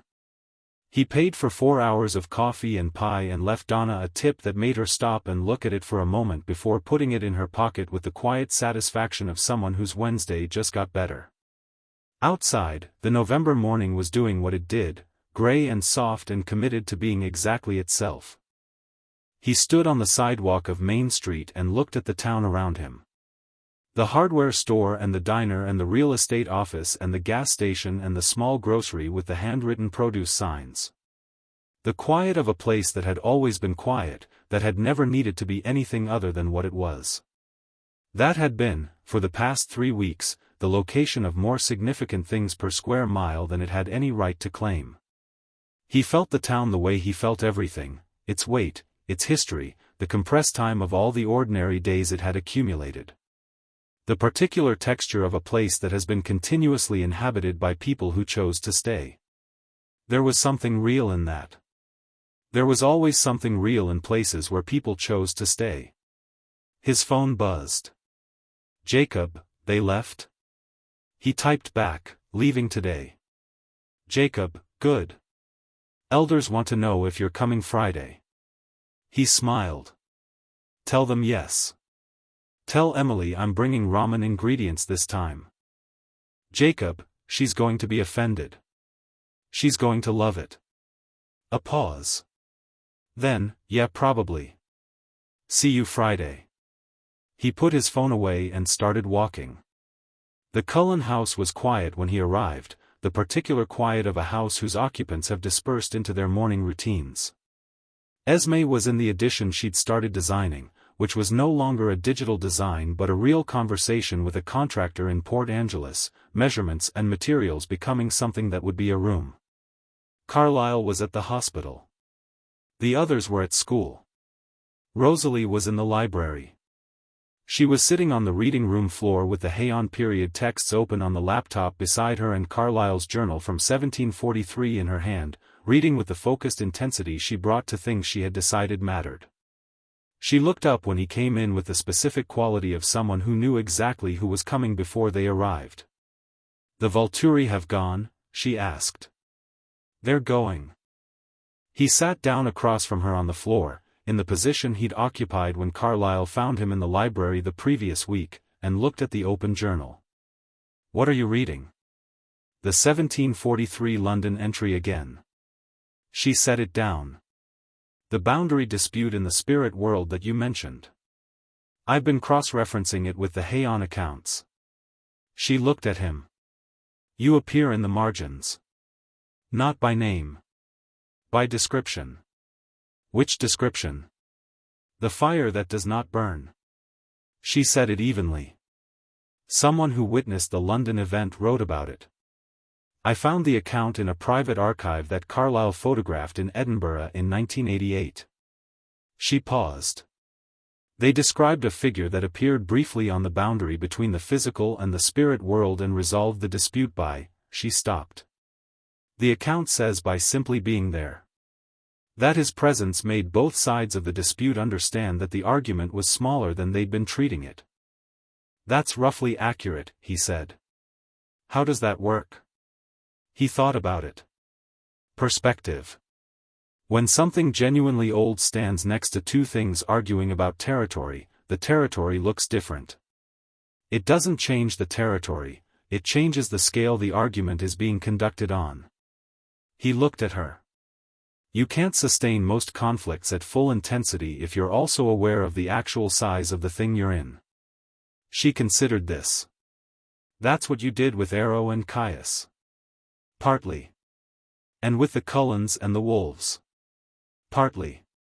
He picked up one of the books from the stack beside the laptop, a thin one, a collection of translated folk narratives from the Ainu people of Hokkaido, which she had clearly found through the chain of her own research because it was not a text that arrived at obvious conclusions quickly. You've been thorough. I'm always thorough. I know. He set the book down. What did you find that you're not sure about yet? She looked at him. The quality of the look was the library version of the nighttime version, the direct, undefended, real Rosalie operating without management. Every account of the Ninth Order Kitsune describes a pattern, she said. It appears. It resolves something. It leaves.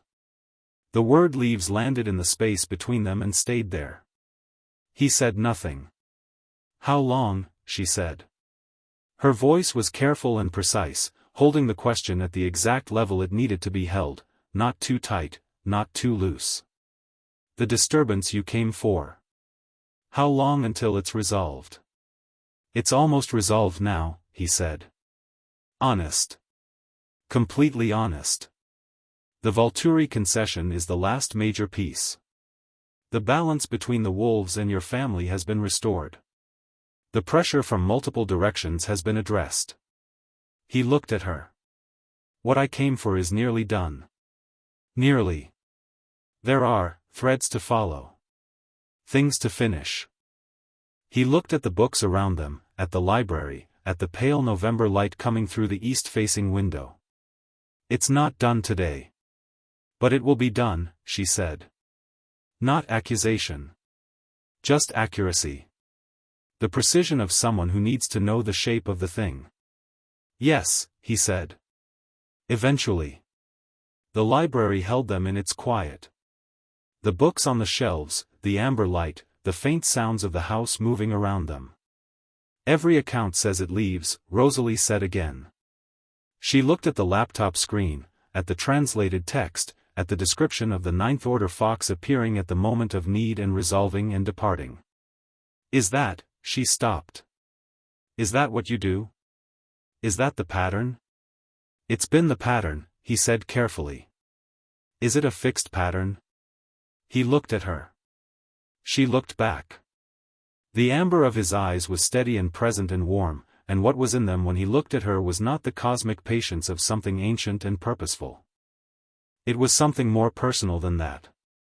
Something that had been building since a living room and a staircase and a set of instincts that bent before they could be managed, and that had become, through 2 weeks of library floors and spruce trees and diner booths and cold October grass, something he had not been planning to find in Forks, Washington.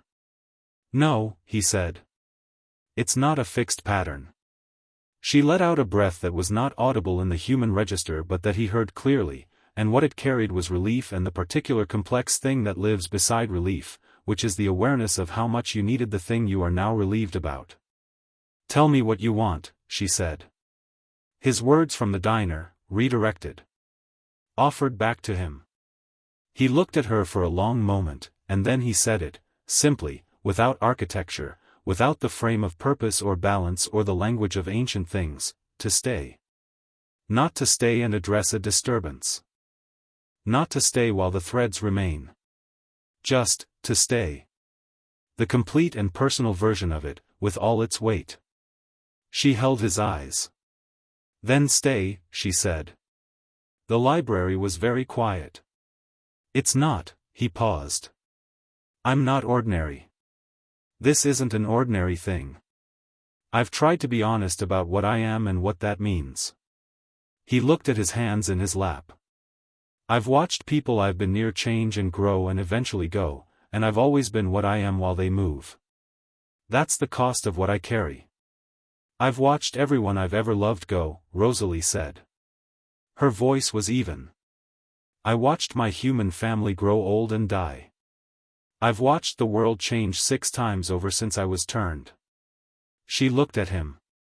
I am not ordinary either. And I am not afraid of duration. She paused. I'm not afraid of you. I know.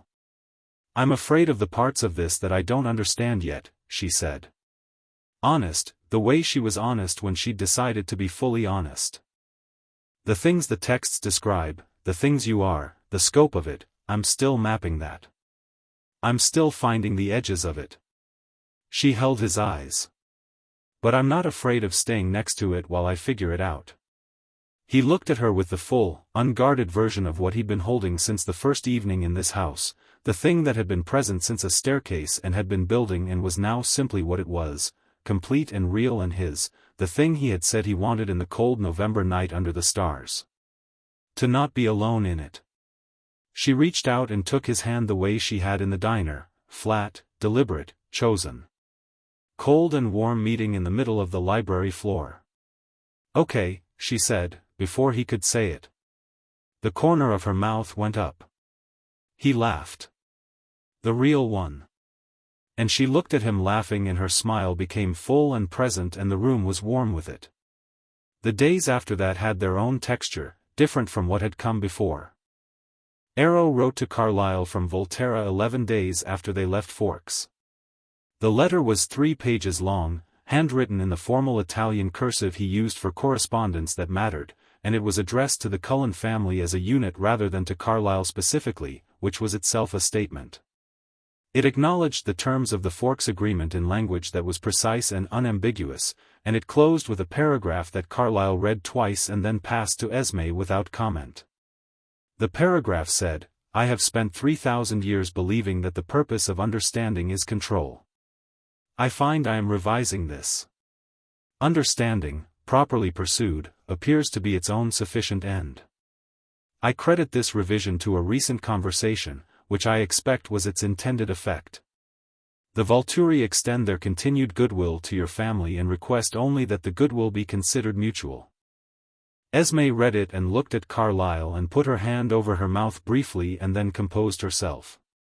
"He means it," she said. "I think he does," Carlyle said. From Jane, 2 weeks later, a single line in a text to Naruto's phone, "I've been thinking about your question. I don't have an answer yet. But I've been thinking." He wrote back, "That's enough for now." Her reply, "Alec thinks I'm losing my edge. Are you?" A long pause. Then, "Maybe. I'm not sure I mind." He put the phone down on the kitchen island and Rosalie, who had been reading across from him, looked up. "Jane?"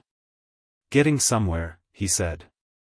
She looked at him for a moment with the expression she wore when she was deciding not to ask more questions about something and was making that decision peacefully rather than through suppression. Then she went back to her book. Chelsea wrote nothing. But 3 months later a new account appeared in the Volturi archives, not an official record but a personal one, a notebook that would eventually be found and read and recognized as the first time in 900 years that Chelsea had written something for herself rather than for the institution. The first entry said only, "What would it mean if I chose?" Not managed, not directed. Chose. The question sat on the first page with nothing after it, waiting for an answer that would come in its own time. Jacob called on a Tuesday in December.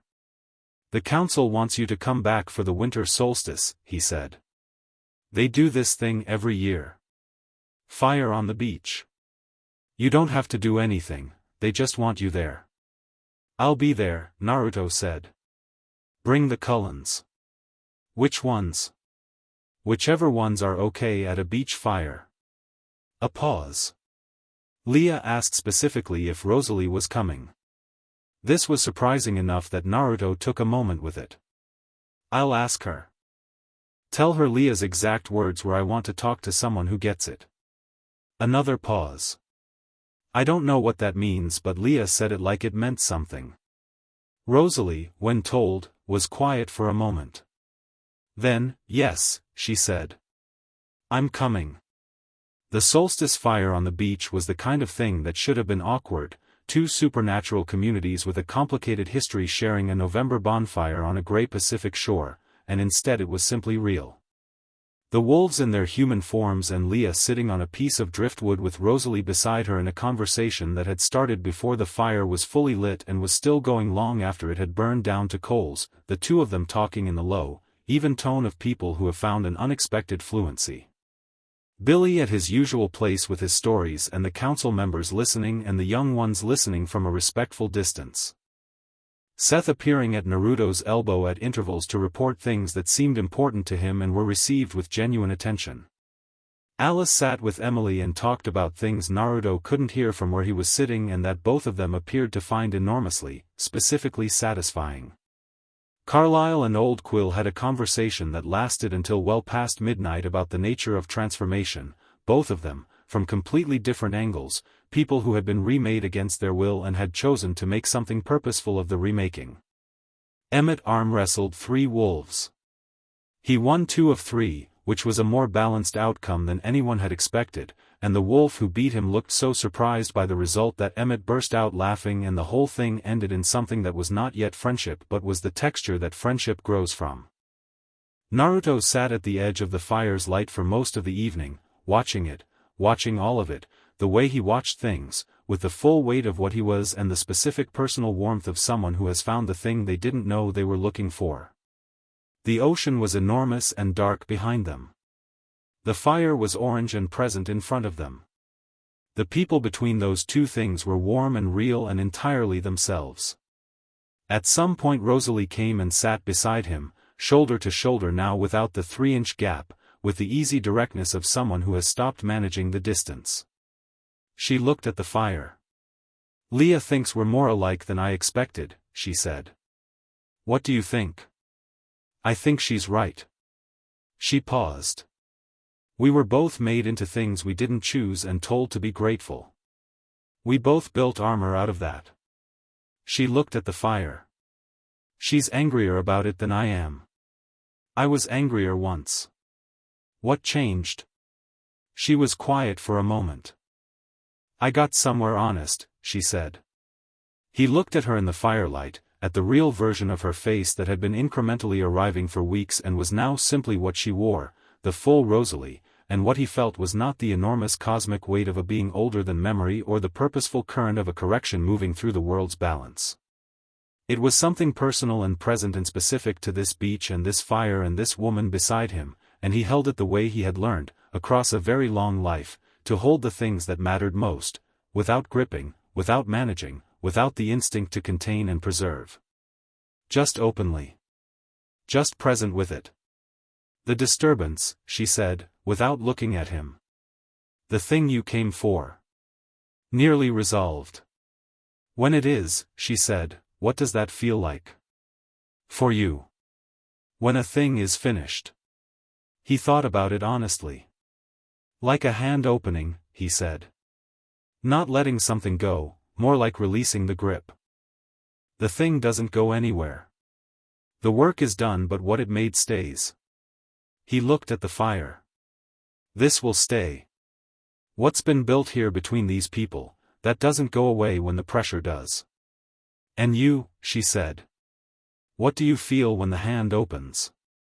"Ready," he said. "For whatever comes next." He looked at her. This time, ready to stay for it. She held his eyes. The firelight moved in hers, orange and warm, and her expression was the complete one, the real one, the version of Rosalie that had been worth all the armor it was under, fierce and complicated and entirely present. "Good," she said. The fire burned down to coals and the coals went to embers and the stars came out above the Pacific in the clean cold air of a December night on the edge of the continent. The people around the fire talked and were quiet and talked again. The ocean moved in the dark with the sound it always made, the sound it had been making before anyone was there to hear it, the sound it would make long after.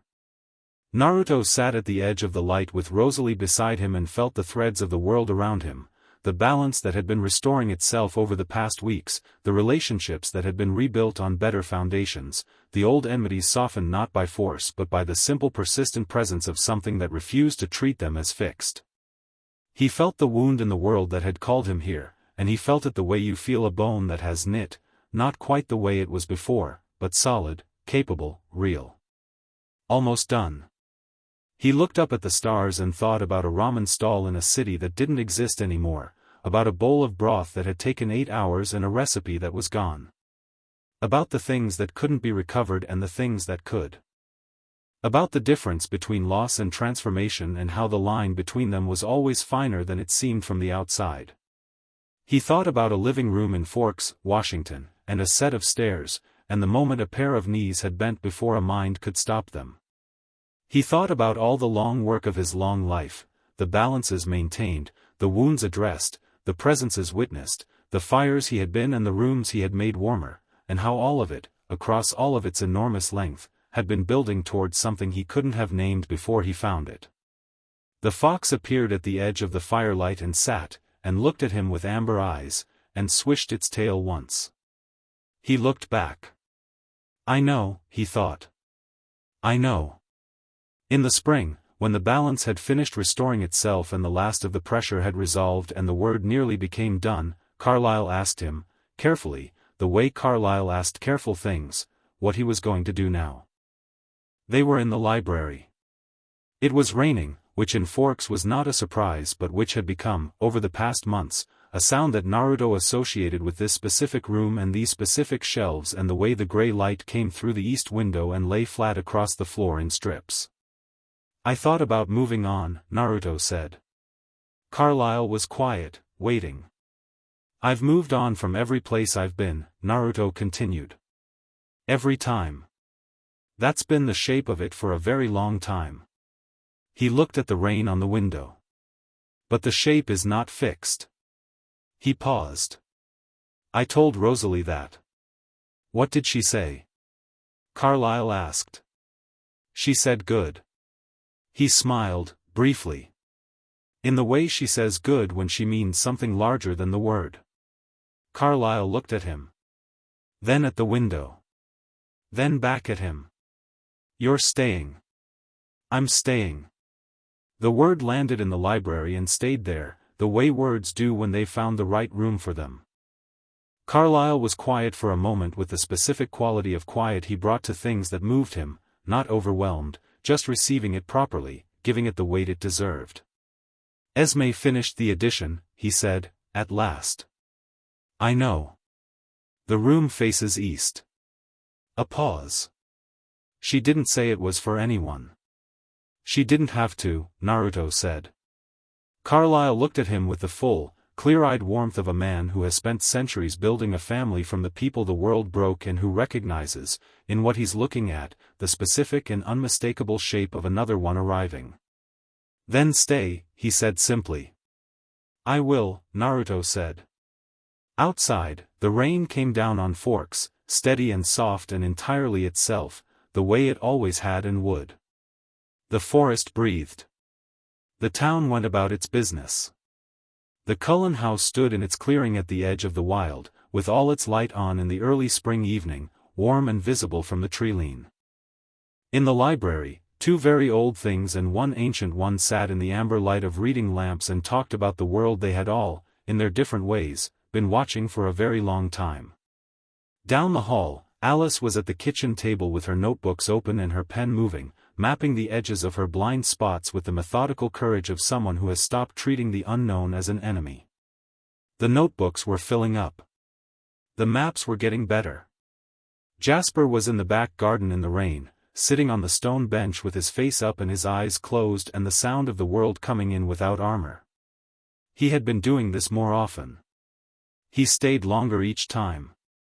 Emmett was teaching Seth to play chess over video chat, with the specific pedagogical technique of someone who had learned chess by being beaten at it comprehensively for several decades, which meant Seth was learning it correctly.